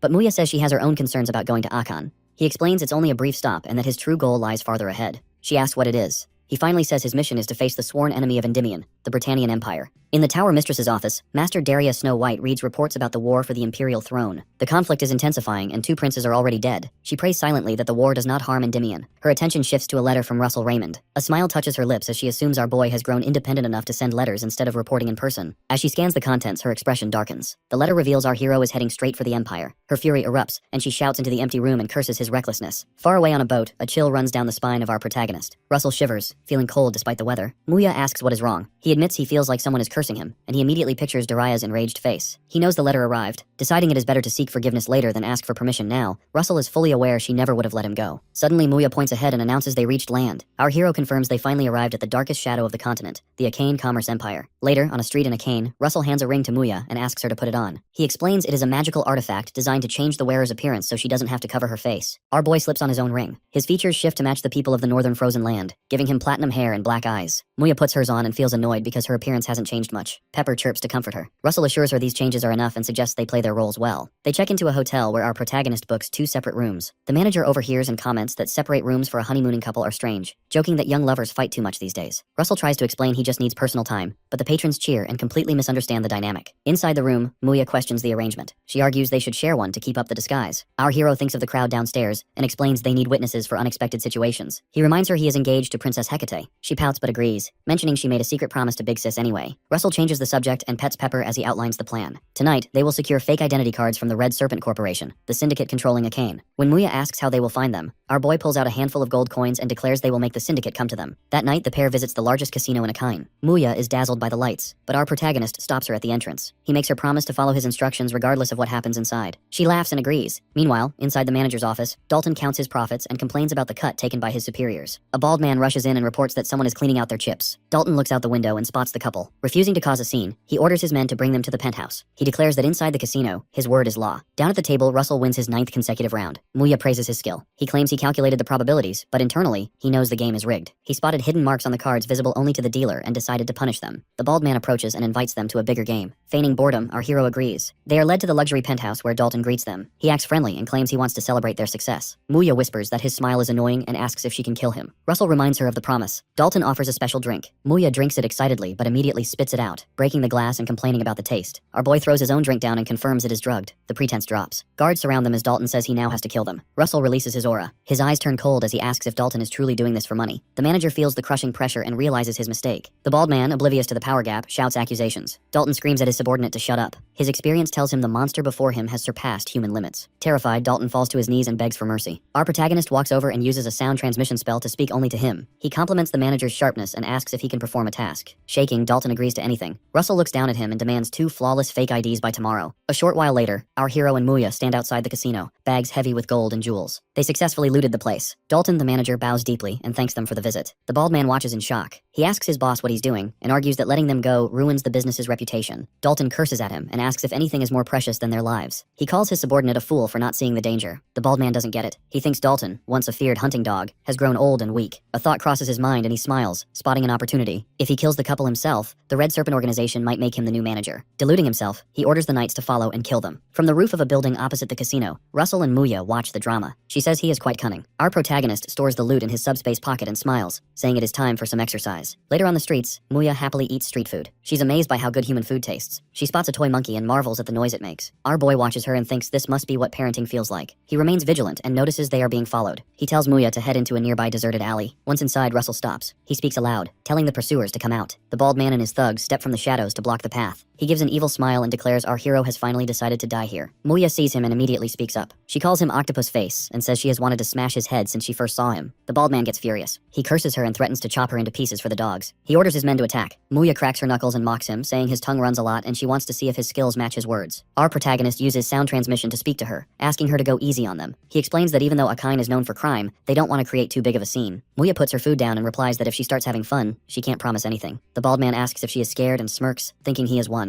The next moment, Muya lands a devastating punch on his face. One hit knocks him out cold. She takes down the other thugs with single punches. Excitedly, she yells for them all to attack at once. Our boy sits on the sidelines watching. He thinks to himself that having her on his side is a very good thing. He decides to take the IDs tomorrow. The next morning at the Empire port city of Iga, Russell and Muya walk through the streets. She is busy eating again. Our hero looks around and realizes this is the Britannia Empire. There was a time when he hated this place because he believed they were behind his father's death. Standing here now feels strange. They arrive at a checkpoint where a guard checks their IDs and asks about their business. Our protagonist smiles and explains he heard about the Civil War. He claims he was worried about his parents and came to check on them. The guard guesses the IDs are fake and rubs his fingers together for a bribe. He says it is a touching story, but they can't just let anyone in. Our boy understands immediately. He pulls out a bag of money and offers it as a token of sincerity. The guard looks happy and lets them pass. Walking away, Russell thinks he should thank the Civil War, because the resulting corruption gave them the chance to enter the Empire easily. 3 days later, our hero Muya and Pepper run across the land. Pepper flies alongside them. Our protagonist tells Muya that because of the fake IDs, travel is difficult. He estimates it will take about 10 days to reach their destination. She tells him not to worry about her endurance. Suddenly, she stops running. Russell asks what is wrong. She says she smells a lot of corpses. He suggests there might be a graveyard nearby or soldiers from the war, but Muya shakes her head. She explains it is not the smell of a graveyard or regular bodies. She describes the scent as heavy and strange. Our boy looks reluctant. He says he didn't want to create a scene, but agrees they should check it out. Muya and Pepper look happy because they might get to fight. Following the smell, they arrive at a village full of corpses. Muya looks around in shock and says it looks like a village of the dead. Pepper hides behind her in fear. Our hero observes the undead roaming around. He knows magical influence can sometimes spawn undead in graveyards, but this amount is unnatural. He wonders if the cultists are behind this. Suddenly, a system window pops up giving Russell a mission to eliminate all the undead. Our protagonist is surprised to see mission 1, realizing there will be more ahead. He stands up and declares they cannot ignore this. He decides they must destroy them. He walks toward the undead and says that although these people are already dead, he doesn't think they want to live as monsters. He decides to give them peace. Our boy attacks. Muya and Pepper join the fight and destroy the monsters with explosive power. Soon, a notification appears saying the mission is complete. They have eliminated all the undead. Muya notices Russell is quiet and asks what he is thinking. Suddenly, she smells the corpses again. She tells him that since this area is clear, she can track the true source of the smell, the reason people are turning into undead. She points in a direction opposite to their destination. Our hero looks worried since they aren't supposed to go that way. Regardless, the trio heads in that direction. As they travel, our protagonist thinks to himself. He realizes the direction Muya pointed to is a barony. Since the government controls that territory, thousands of people must live there. If they all turn undead, the country will fall. Russell takes no joy in the fall of the Britannia Empire. Instead, he fears the massacre of innocent people. They arrive at the location and see that over 90% of the people have already turned into undead. Watching the transformation, our boy realizes this cannot be natural. Even a civil war throws a country into chaos, but it is impossible